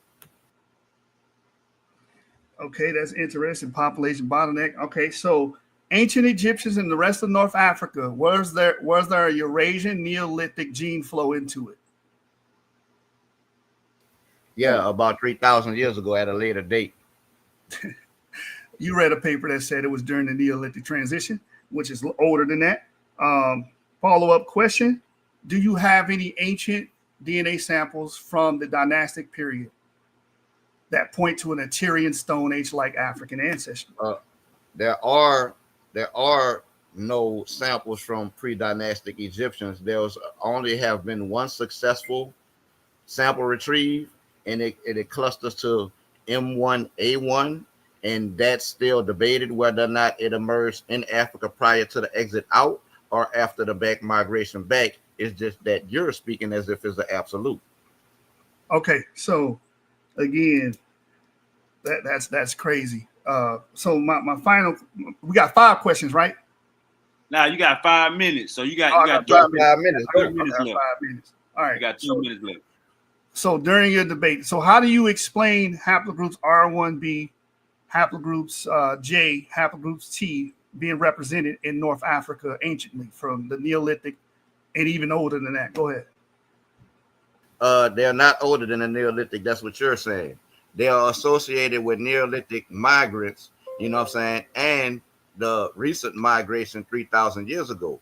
They carry SLC24A5 mutation, which is associated with Neolithic farmers, Joshua, and they don't predate the emergence of E haplogroups in and around the area of Egypt.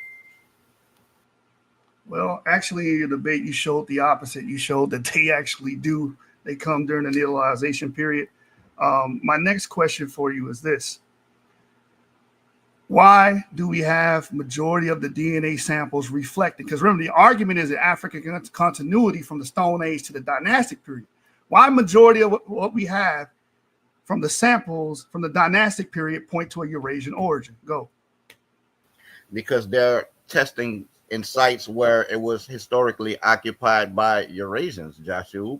They're testing sites like Abu Sir el-Malik, which was historically occupied by the Hyksos, the Greeks, the Romans, the Arabs, the Persians, all Eurasians. And even in those sites, you find African haplogroups. How do you explain that? This is not your turn to ask questions, but you just heard them say that the Eurasian DNA was in ancient Egypt during the dynastic period, which kills the damn argument. All right, following question. What do you do about the Judy Knott 4,000-year-old sample, older than any immigration or invasion event that you keep bringing up? 4,000 years ago, having U5, a Central European clade. The elites married women from outside of Africa. This is why you only have a mitochondrial haplogroup. It's documented in Egyptian history that they married women from outside of Egypt, which included Europe, Eurasia, and the like.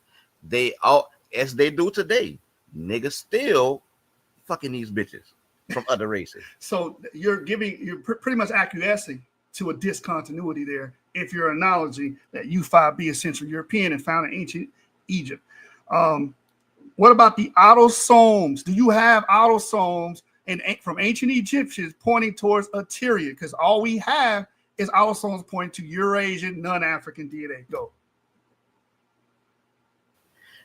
There are no samples in Egypt from the Assyrian. The only samples in Egypt are from like mostly the Middle Kingdom, and you only have one from pre-dynastic. So he just admitted that he doesn't have any DNA evidence to make his claim. Hold up. We flipping the coin. All right, King, you got 5 minutes to question Yashu. I'm gonna start the time when you're ready. All right. Joshua, E haplogroups migrated to Western Asia. Could that be why Egyptians share genetic affinity with West Eurasians? No, it's more to it. But once those E haplogroups migrated outward, they became Eurasian. All right, next question. How is EM78 non-African when it emerged in Africa, Joshua, before migrating out? Easy, because EM35 goes out and differentiates. I say EM78. Yeah, EM35 is the father of EM78. I'm sorry you didn't know that. EM35. I do know that. Okay, it comes from outside of Africa. That's your answer. No, it don't. Okay, family tree DNA. All right. If Africans left and came back, what makes them non-African, Joshua? Genetic drift. This is why I asked you, did you understand genetic drift? People they bottleneck and found it happen. You answered. Did E haplogroups experience a population bottleneck, Joshua? Yes. All humans did, especially during the Stone Age. You have a lot of suffering and dying and killing and populations reduced. That's your opinion. You haven't provided That's that. actually the consensus. You brought up EM81. Where did it originate, Joshua? EM81, all these clades come from older clades that come and differentiate from Eurasians. I brought that where up. did EM81 originate? Non-African sources in the Sinai. It originated in North Africa around Morocco. You asking me the question. Non-African sources. Next question. It originated in North Africa around Morocco. Is sub-Saharan DNA the only African DNA, as your Suleiman et al. Study suggests? Yes, it is, because all other DNA, like I proved in my debate, North African DNA is closely related to Middle Eastern DNA. All of it branched off Eurasian. So you're saying that sub-Saharan DNA is the only African DNA? Gotcha. How is EM180 Eurasian when it originated in Africa and is found in African Americans today, Joshua? EM180 is not Eurasian. It's sub-Saharan African. It was found in the first millennium BC mummy. Is it the consensus? Hold up. Is it the consensus that L3 originated in Africa, Joshua? Is that the consensus? It's not. There's no consensus on it. And you provided a paper. There's two parties. I can tell you there's two parties in this. You answered. You provided a paper showing Eurasian origin. What Eurasians existed 70,000 years ago, Joshua?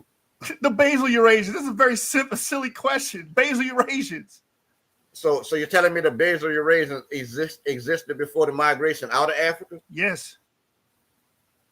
That's what they're calling genetic. That's not a fallacy. You don't understand the science. If Africans migrated out and returned, what changed their African genetics? I told you, genetic drift, differentiation. They make clades and autosomes that are completely different and distinct from ancient Africans. This is clear. If it worked like you said it worked, everybody in the world will have the same genetics. By your logic, I'm not African. By your logic, right? You have sub-Saharan African genomes. Ancient Egyptians Does these migrations suggest entire populations moving or a few people? What migrations? Are you admitting again? Does the genetic migrations suggest entire populations moving or a few people? I got you. Post migrations, the multiple migrations over time. That's my answer. So you duck that question. That's not a duck. That's literally what happened. Yeah, post migration. Duck that question. You had migrations in the Upper Paleolithic and the Neolithic. Going all the way stretching to the dynastic period. How do you explain African haplogroups in Roman era mummies that emerged over 20,000 years ago? How do you rectify that problem? Roman era mummies. You must be talking about EV22, which is outside the scope of this because it's outside the dynastic period. But EV22 hold on, that's what you're talking about. No, that's not what I'm talking about. Okay, so give me the reference. Because the only reference in the Egyptian with EV22. EM35 originated in East Africa and is found in your Schunemann et al. Study, Joshua. How are you placing the origin of EM35 outside of Africa when it originated in East Africa around Ethiopia and is found in your Schunemann et al. Study?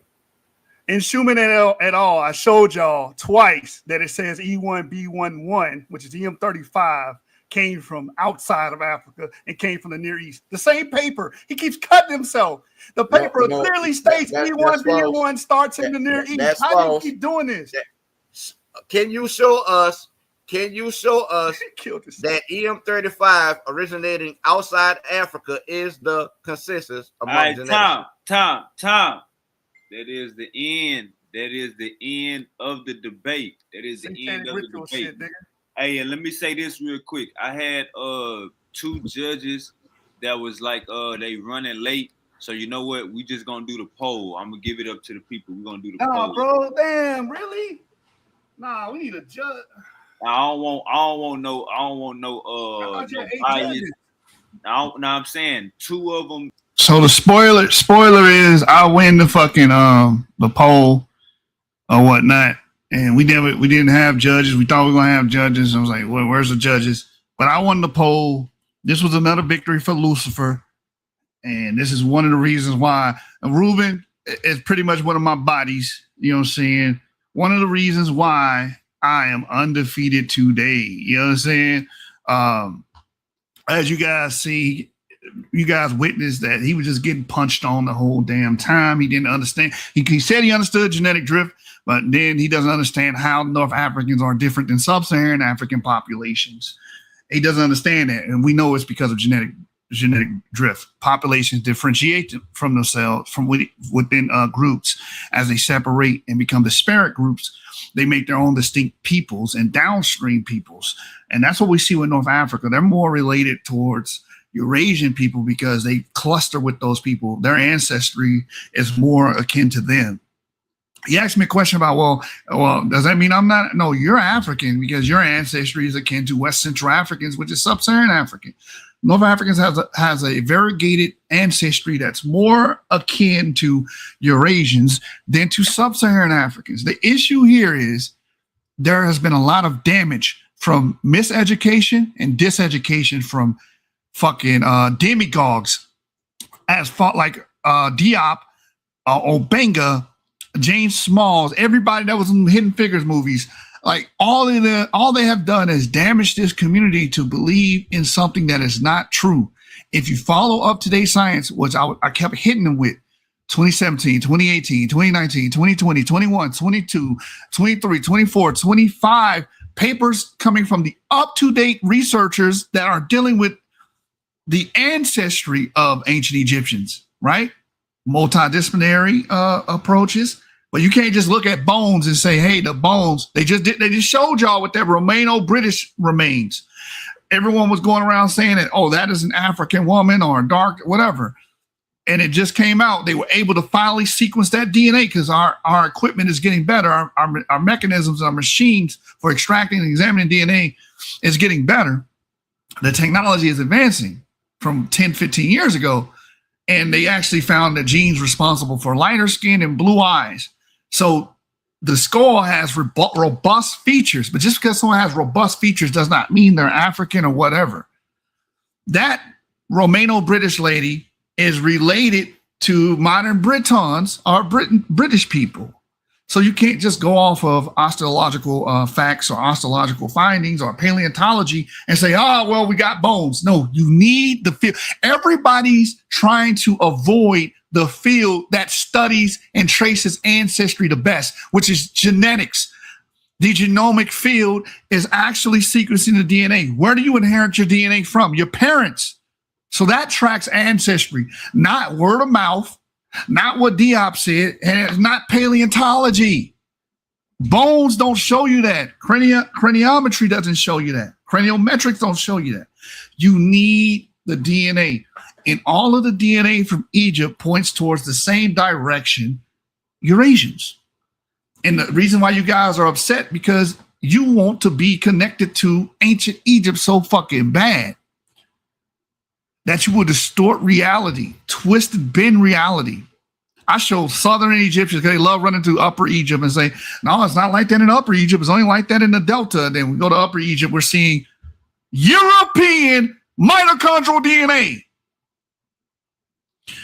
European. You go to Tunisia 6,000 years ago, what we see, European. Now we know how they got into the goddamn continent. They used the Sicilian Strait because 6,000 years ago, the seashore was not the seashore, right? Around these islands, around Sicily. There was more land, right? So they were able to walk or even take small boats or small watercrafts across from what we now know as the Sicilian Strait into North Africa. And you see some of the same mitochondrial or women. That's what we're talking about. Mitochondrial DNA is passed down through the woman. These women migrating into North Africa. And we know they made their way to Egypt because we found the sample 4,000 years old having U5. And U5 is definitely European. But see, what's wrong with y'all is y'all are pushing this we was kings doctrine to the death. Y'all don't give a damn about reality. You give two fucks about what the science says. You guys are sued. Anti-science. All of you groups, your demagogues are follower of demagogues. That's all you are. And doctrinaires and identitarians. You want to be these people, so you're going to twist and contort the documents, the evidence. You're going to try and twist everything to favor your fucking position. And that's what most of these identitarian groups are. Black Hebrew Israelites, Afrocentric, Egyptomaniacs, Jabari, all these guys wish that they can construct history instead of, we're supposed to learn history, not construct it. Right? You want to make Mentuhotep and all those guys your ancestor.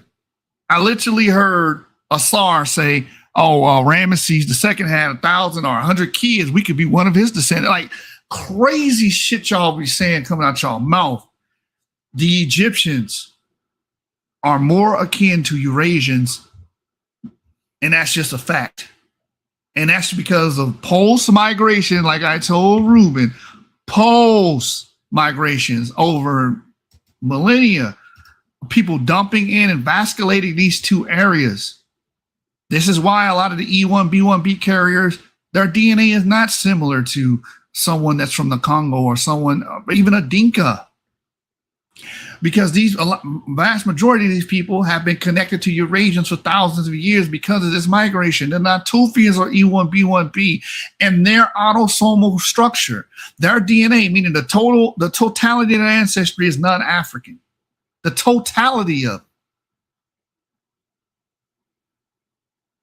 You guys don't understand that people split. If it worked the way y'all want it to work, everybody would have the same genetic and genomic signatures, and we do not, even though we come from the same population. If you wind the clock back far enough, if you go back 70, 80, 90, 100,000 years, of course, we're going to all coagulate into one population. But what happens after that? Populations split, populations die off, right? You have founder effects happening. People split off and have children over here and over there. And these children begin to develop their own particular mutations that are distinct to their group. That's how we can trace ancestry. This is how we know Negritos and people living in the Congo are not the same, because they have their own particular genetic signatures. Negritos are more related to mainland East Asians, Chinese people, Taiwanese people, those type of people, Koreans, than they will ever be to a Congolese person, or a person from Benin and Togo, or a person from the Sudan. Oh, well, they look black. That don't mean shit. Phenotype is plastic. The same issue with the Romano-British paper that just came out. People are just looking at the morphology of the skull and saying, well, since the morphology of the skull is more robust, then it must be from an African or Mediterranean population. They were wrong, because now they sequenced the DNA and they found out, no, this person is similar to modern British people. Right? We just had a study came out in 2025 about British again in the Middle Ages. They found some samples, and guess what? The samples showed West African introgression. So you just can't go off the damn bones. Right? If you go to Croatia 2,500 years ago, I believe, they found West African or similar West African introgression. Does the bones reflect that? No, and the autosomes didn't even reflect it, because majority of it was like the surrounding graves. You got to look at DNA. Y'all don't want to look at DNA because it's crushing your goddamn feelings and your emotions. You are emotionally tied to Egypt. Egypt has nothing to do with your black ass, and that's just the facts. Majority of Egyptians would have been very similar to what they are today. That's why the old kingdom Egyptian, again, 70% of the population shares his ancestry. 70%. And he lived 4,800 years ago, so you can't blame Greeks and Romans. You can't blame, damn sure can't blame the Arabic. That's common era. You can't blame the Hyksos. That's you're usually trying to run with that. But here's the thing. When in the ancient times, usually you don't have a complete population turnover. You have an elite turnover. So that's less than 10% of the population. The elite is like less than 10%. So when you have a foreign group come in and take over like that in a hostile situation, right? But there's debate amongst that. They slowly immigrated and took over, whatever. It's usually a elite replacement, not a complete population replacement. So again, saying that is really saying nothing, because majority of ancient Egyptians, again, the twin brothers tombs, haplogroup H, that is Eurasian. And that's before his skulls, that's before all the excuses y'all try to invoke. And it's funny, y'all try to make them same excuses, but y'all claim King Tut, y'all claim Ramesses, y'all claim the 18th dynasty like a motherfucker, and that's after the his skulls. Almost. All those motherfuckers are R1B. They're a downstream of R1B. They're not African. Like majority of North Africans. The Ibero-Maurusians are 15,000 years old, and they don't have no sub-Saharan African DNA. Well, I read a paper that was 10 years ago. The shit's been updated. They got 60% Levantine DNA, 40% ancient North African DNA, which is no longer in existence. This black utopia that you got in your fucking mind doesn't exist. And when I say black, I'm not talking about just skin color gradation, because the entire planet had darker skinned people at one point. This is when we go to the Gravitian people. Sarasu 7, the Gravitian people, that's our people. Those ancient Christians. No, they're not. Gravitian people are the ancestors of modern European peoples. But they're dark skinned. Yes, they're dark skinned. So was the rest of the planet. Lighter skin types are more recent advantageous mutations. They're a result of that. But as you go back in time, people living in Europe would have been darker. People living in central China would have been darker. Yellow River populations would have been naturally darker. Everyone would have been darker and more robust as you go further back in time. Skin color is not a DNA test. The way people look, morphology is not a DNA test. We had a conversation about the big lips and the wide noses and like that. That's just an adaptation for people living in humid environments. The way the body to keep itself cool and comfortable, that's all it is. So when you look at the Inca heads and they have big nose, big lips, which many people of Central America still retain those features, that does not mean Africans sailed over there.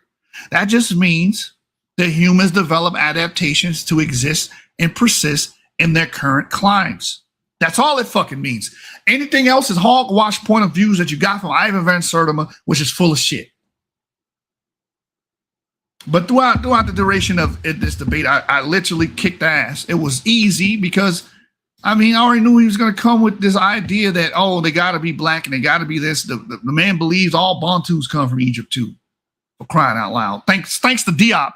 Y'all need to condemn Diop. Diop is the reason people believe that, because Diop believes not only Bantus, he believes every black African population disseminates from and descends from ancient Egypt. He literally says this in his books. You are following a fucking fairy tale. And Ron Shields, if you got something to say it to me. I'm right here on the channel and we can debate. I will beat your ass on this. You ain't no fucking ancient Israelite. It's the same goddamn argument. Oh, look at this stele. They look black, but y'all ignore the ones that have pointed noses and hook noses and straight hair. You ignore those depictions of Israelites and Egyptians. You ignore those. For all you phenotype hypes out there, man. But as you guys can see, I kicked ass, and I wanted to restream this today. As I get ready for my debate next week. And if I go to my so this was the paper that he brought up, and I mentioned it in my round. If I go to my round, let me go to Microsoft 365. Hold on. Let me pull that up. 365 login. Let me sign in real quick and pull that PowerPoint up real quick.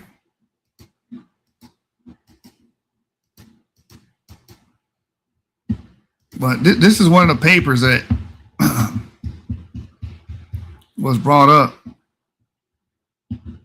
in the debate, bro, and it was just all right. It's always asking me to create a damn pass key. Cancel. Come on, man. Stop this shit. Let me open up my PowerPoint. Egyptian debate with Reuben, and I'm gonna share my screen here so you guys can just see the slaughter. This wasn't even close, man. It wasn't even close. Let me share my screen. Boom. So this is what I went down. I just walked them down on this shit. Easy money, man. I knew he was gonna run the EM78, so I put all the counters on that about them having substantial non-African ancestry. I mean, this was just, it wasn't even close. It wasn't even close, man. This is from the Green Saharan paper, and as you can see, the Egyptian and Kadruka samples cluster with Eurasian groups. All right, this shit wasn't even close. And I got Chris Harris on the same topic pretty much. And I was like, look, all my information out. Go watch my Reuben debate. Go watch all this shit. There's nothing you can fucking do with this shit.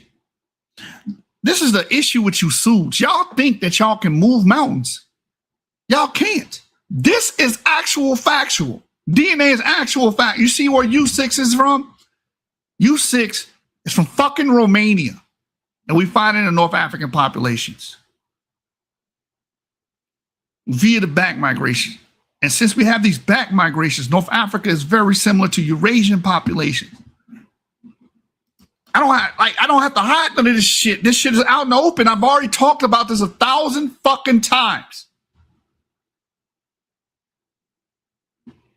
Look, early upper Paleolithic back migration from Western Asia to North Africa, during which the U6 lineage diversified. Come on, man. Easy work. I'm just going over some of the things in here. This is the paper that he read and he kind of read over. The Kirchhoff Institute. Like, so he left this part out. He chopped this part out of the debate, right? When he presented it. Y chromosome haplogroups make it possible to assess the paternal line of the investigated remains. One of the haplogroups, E1, B1, B1A1, B2, A4, B5A, identified in this study, was previously described in a large-scale genetic analysis of mummies of pre-Ptolemaic, Ptolemaic, and Roman periods, which showed deep genetic relationships between ancient Egyptians and people of the Near East. He left that part out. But I was like, I already read this. Why you left that part out? Because you don't agree with it. You don't like it. This upsets you. This right here upsets you. And since it upsets you, you don't want to hear it.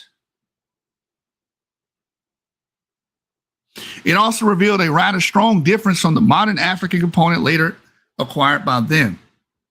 Who was it them? The Egyptians, because we know they get some African admixture later on after the modern period. He literally read this study and he chopped this part out, and it was a picture, so he had to crop it. Reality is not kind to a Sud. Reality is not kind to a Sud. Mitochondrial haplogroup N, y'all saw me read this, is thus the ancient Egyptians had more in common with the people of the Middle East. I mean, just kicking your ass, whooping your ass.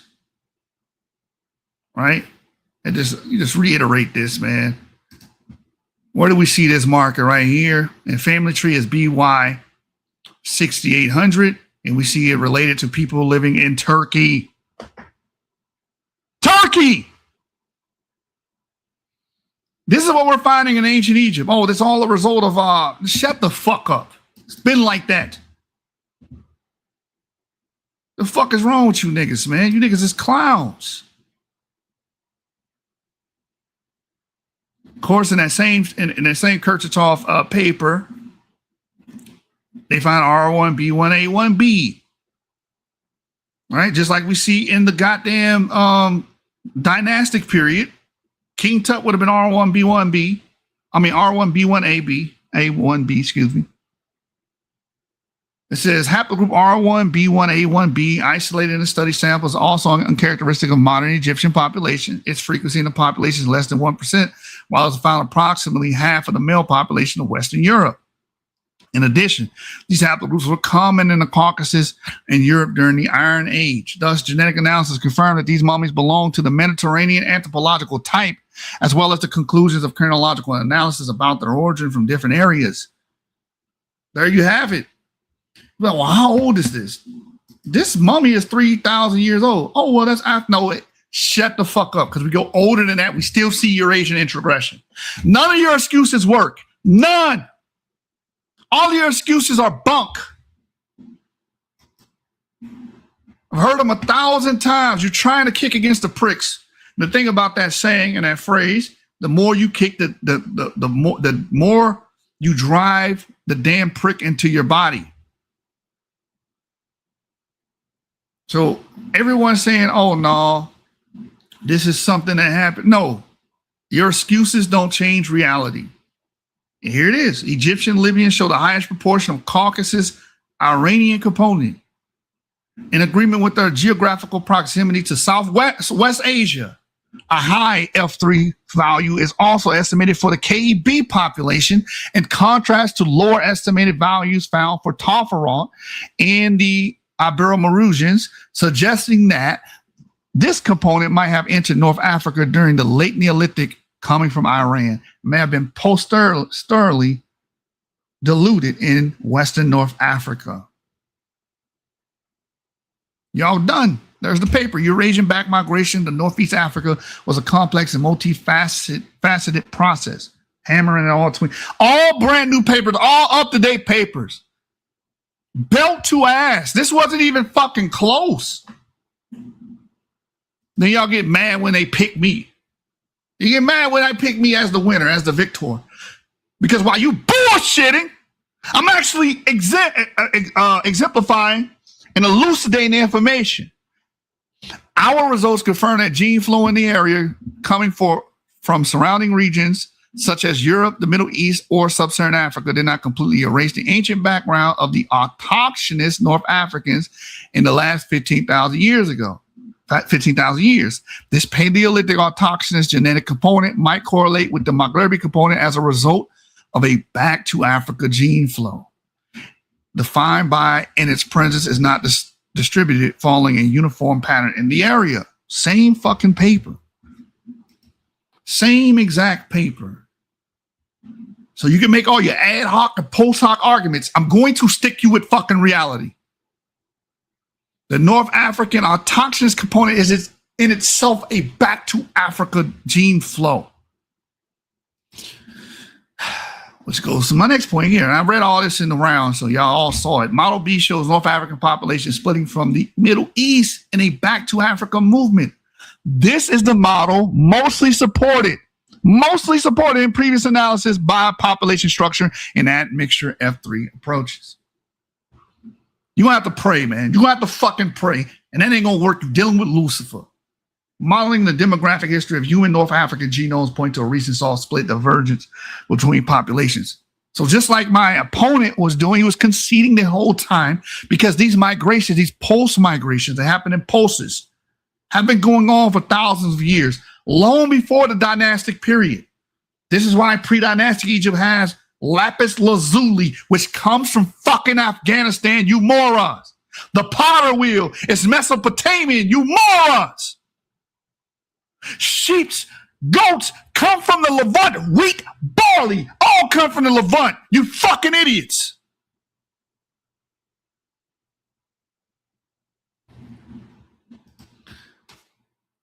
I showed this again, just rehashing at this point. This is from the new paper on the ancient DNA from the Green Sahara reveals ancestral North African lineage. And it clearly states the earliest herders with their livestock entered Africa probably along the Sinai and the Red Sea routes, after which they rapidly spread into northeastern Africa and reached the central Sahara around 8,300 years ago.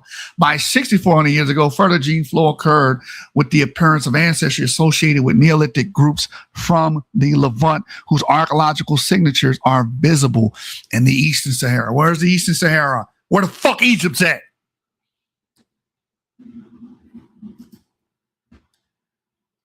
Y'all have been damaged.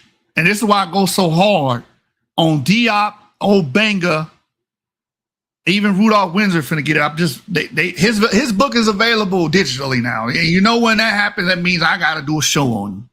So you about to get it too. Nonsensical fairy tale ass niggas. But the damage you did to this community is damn near irreparable. Because all of the facts point one way and you're trying to point them another direction. And as we can see, and even with the the ancestral North Africans, let me show you something. The ancestral North Africans had Levantine introgression. These people have been admixed with an ancient group of Levantine people. Let you know these people have been here for a long time. Why is that significant? Because this is southwestern Libya. That's where the Takori is found. The Takakori shelter, where these ladies were found. They got mitochondrial haplogroup N. And they're about 7,000 years old, if not older. If not older. So with that being the case, let me type in North Africa. How the hell they got Levantine DNA? If what you guys are saying is true, what you guys are trying to surmise is that, no, you don't get this DNA into much recent times. Well, how the hell does people living in fucking southwestern Libya have Levantine DNA? How? And we're talking about, going into the Stone Age from the transitioning to pastoralism and stuff of that nature. 7,000 to 8,000 years ago. Someone please explain to me how the hell they got it. Huh? Do we have any takers on that? But you made up ass history. You make up fucking history all the time. You distort history all the time. Then say the white man the devil. He lied. No, you the damn liar. None of the shit you talk about comports with modern science. None of it.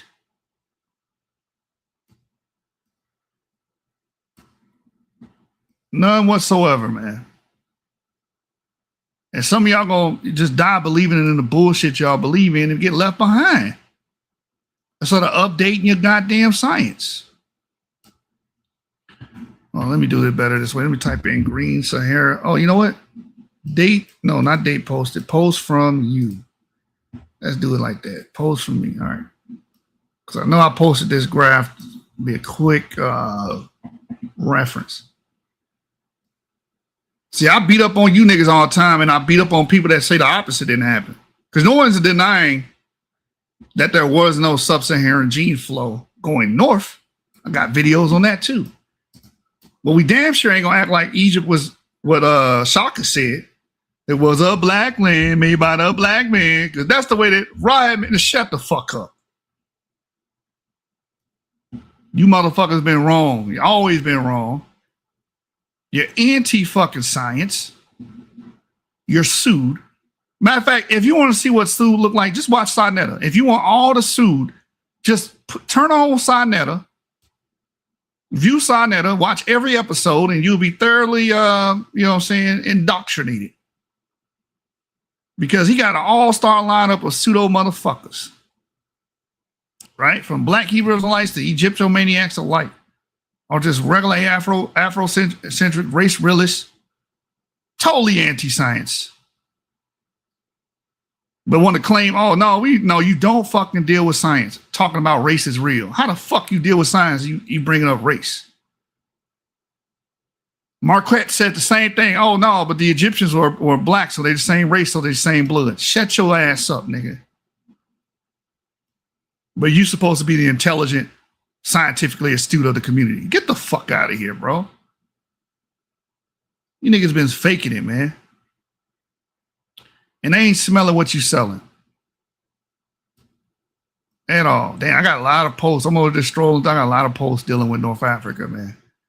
You niggas is crazy as hell. It's suicide mission. Y'all deal with fucking. As soon as you invoke West Africa, or I mean North Africa, just hang it up, man. You want to debate me about a North African population? Really? You want to debate me?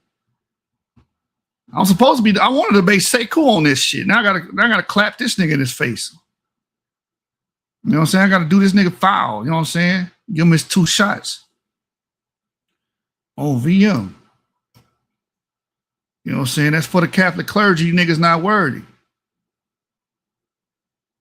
Bro, I got a lot. I'm just going through these. I got a lot of posts. Let me look up Green Saharan paper. Hold on, because I know I put this shit up here. I had to put niggas in their place real quick about this, because it's an alternate model that you can give it up to 27%. Oh my God! Everybody got Green Saharan. Okay, from you. If not, just go to the paper. Fuck it.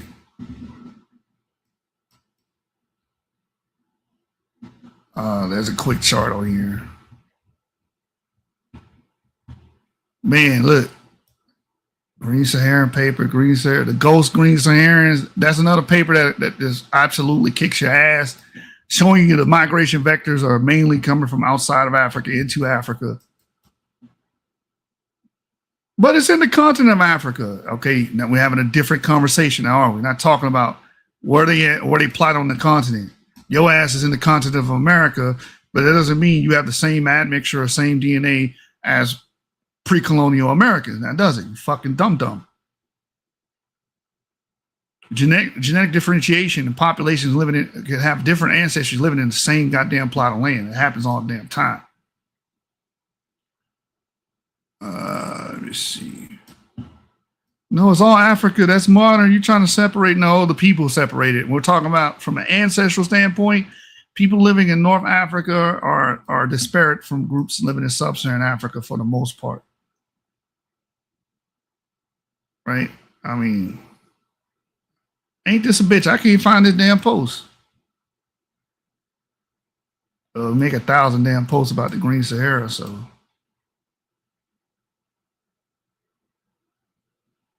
Fuck it. I'll pull the paper supplement. That's where it came from. I usually go to my Facebook group real quick if everybody know about my resource group for quick references to pull things, but it looks like I'm not gonna be able to. What was it? What was that?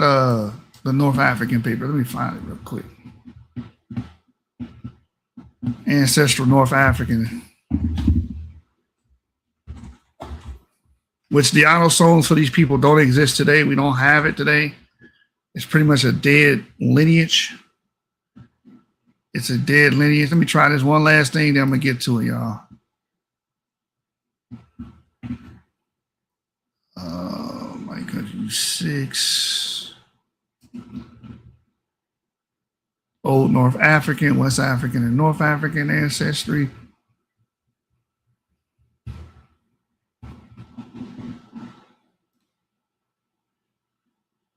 No, I don't see it, man. Hold on, let me go to 27. Damn, we got a lot of posts on fucking North Africa. Let me type in 27%.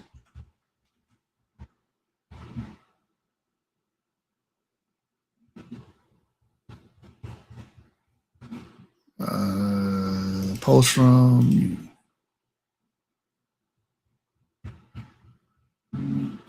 Nah, I don't see it. I don't see it, man. I'm spending more time trying to find it on my damn thing. I could have went to the paper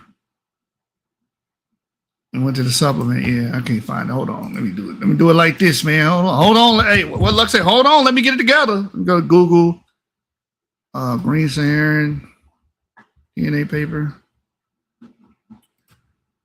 And I want to go to the supplement. I remember a dude got mad. He was like, man, we shouldn't have to go to no extra paper inside the paper. I was like, bro, you don't really be studying this shit then. Because when the paper got supplementary information, we reading that shit too. It's to supplement the paper. It's in the goddamn name. Open file. Come on. Goddamn Microsoft 365. I didn't say 369. I said 365. It's in the yin yang in this thing, man. Let me see if I can find this shit.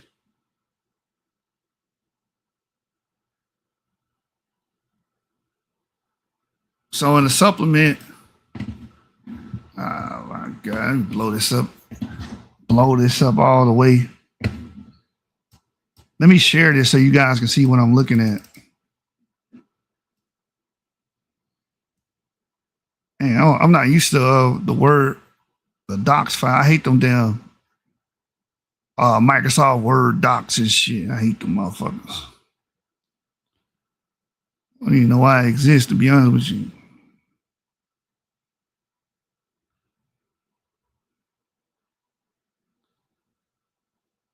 This it right here?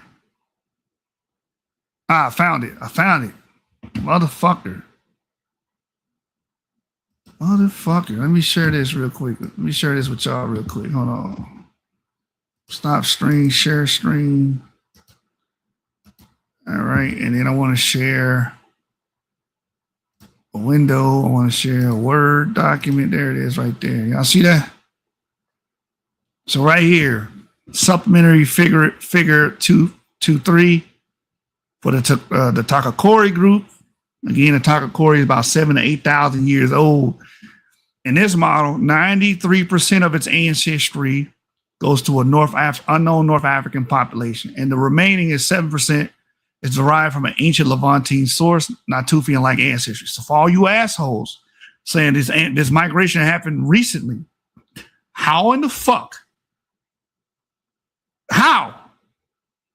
How in the fuck does these ancient North African groups have any Levantine ancestry? Explain that to me.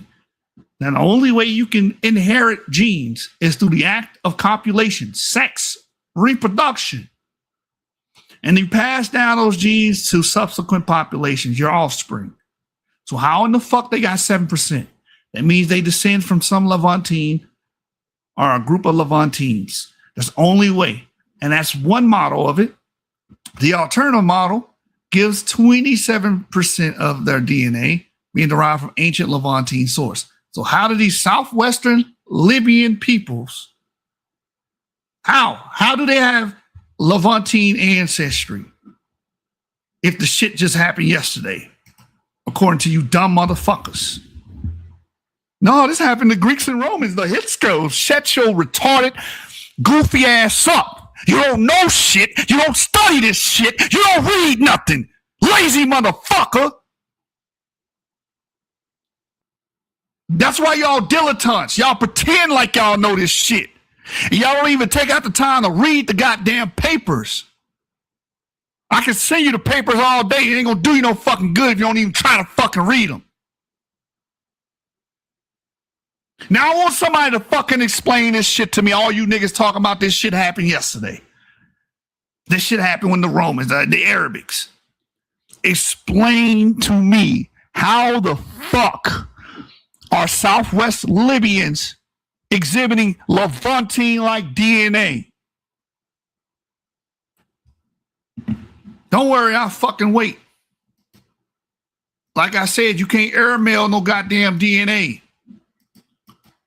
You can only inherit it from parents, from people that existed before you through the act of sex. Don't break your brain. Don't break your motherfucking brain, nigga.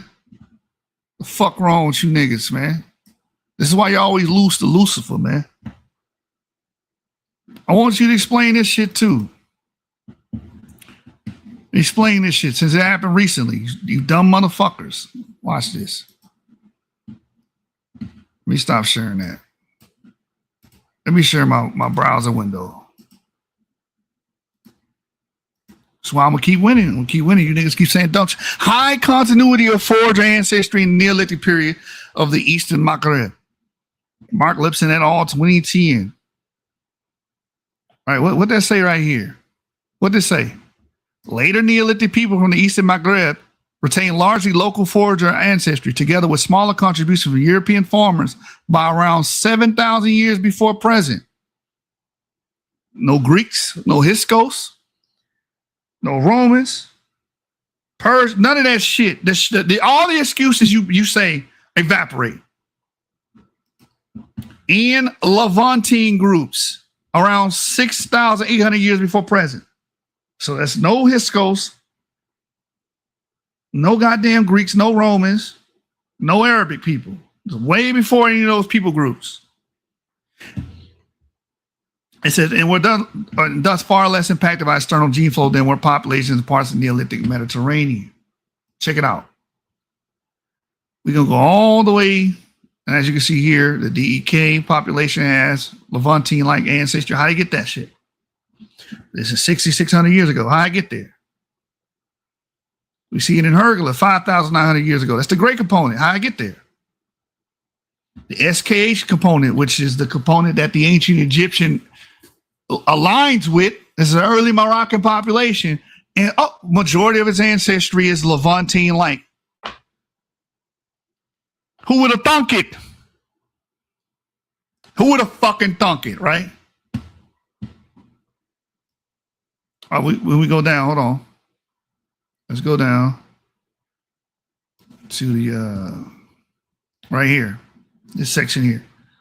The second later widespread admixture event documented by our analysis involved Levantine-related populations.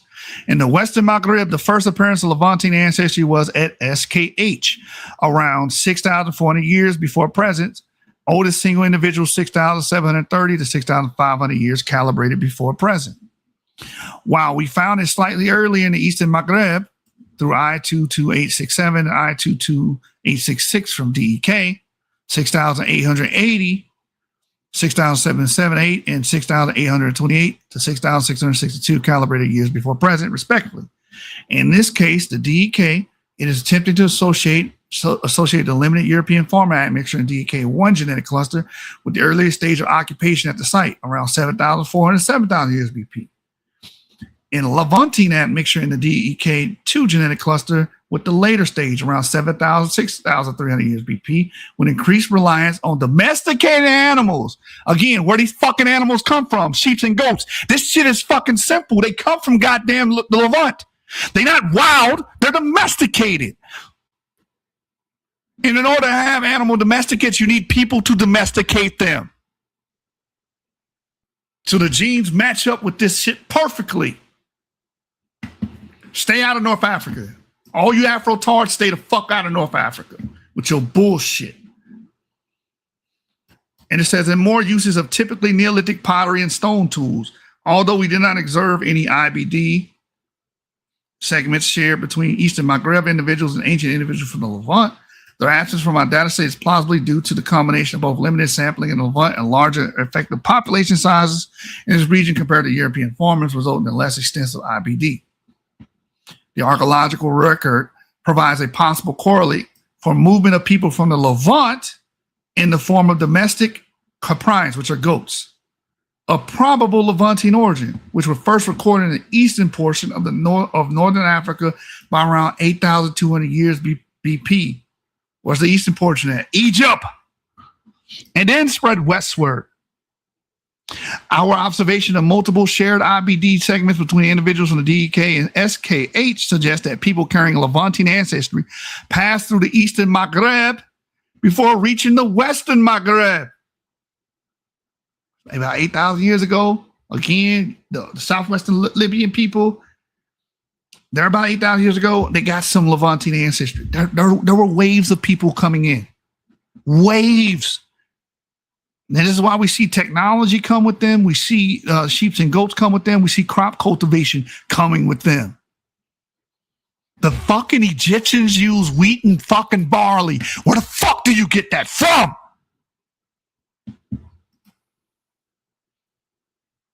We were the one. Shut your bitch ass up. Future ancient DNA research could conceivably reveal that some individuals analyzed here carried small portions of ancestry related to as yet unsampled population that thereby might help refine models of the spread of any of their ancestry components. However, the good fits for our QP atoms with the range of African Eurasian outgroups method indicate the formulation of these models are probably nearly complete. It's over for you niggas, man. It is over for you niggas. There ain't nothing to talk about, bro. All your excuses wither around the edges. Every single one of them. All of them. You can't say, oh, these are later invasions. And the real Egyptians, you do the true Scotsman fallacy, the real Egyptians are the black ones. Shut your bitch ass up. If we go to Upper Egypt, the shit we getting from Upper goddamn Egypt is showing a Eurasian relationship. It's not showing no goddamn great relationship with fucking Niger Congo speakers like you mother dickheads want to say on VM. All the evidence we're seeing, North Africans themselves are a branch off of Middle Eastern Eurasian peoples. Themselves. That's why y'all continue to lose Lucifer, nigga.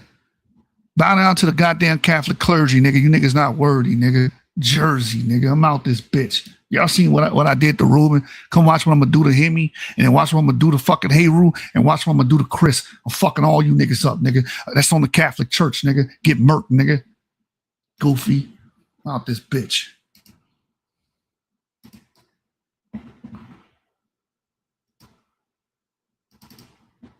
Bitch.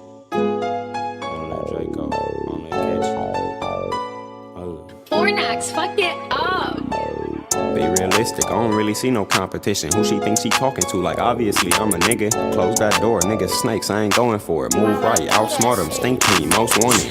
Be realistic, niggas bums, they ain't trying to ball, ran it back and won, nigga, anytime we took a loss. Rock hard in my double cup, I keep spilling sauce. I don't know nothing, bodies drop, he was not involved. Versatile, I could be a model or chalk the block, or pop a lock with a dough, X marks the spot. Cut it out, if she ain't beneficial, I'ma cut her off. Bitch, give up, drop right now, made her cough it up. Cold demons, everywhere I go, we dropping icicles.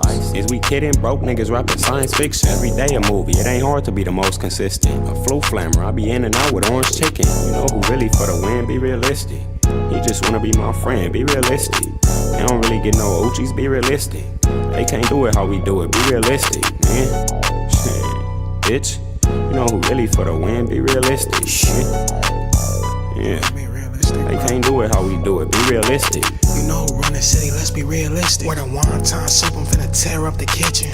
Cause you the feds or the cops, mind your business. Draco was the dime, bitch, tell all your children. Walking back that stupid, I might men in black his memories. Tear it off quick, bitch, now. Literally, if not, you gotta go to sad facts, you can't sit with me. I know I got this big Buddha piece, I need 10 of these. Things got the sauce, ingredients, and the recipe. I never stop rapping till my neck look like Mr. Then again, after that, I'ma still keep shit talking. He said he was a thug, it sound good, we made a bitch out of him. Best advice to be my friend, be realistic. I ain't even say a word, I walk in and feel the tension. All these niggas home dick, sometimes life calls for whippings. I'm a joint in my city, I ain't tucking in the trenches. You know who really for the win, be realistic. He just wanna be my friend, be realistic. They don't really get no Uchis, be realistic. They can't do it how we do it, be realistic, man. Shit, bitch. You know who really for the win, be realistic, man. Yeah. They can't do it how we do it, be realistic.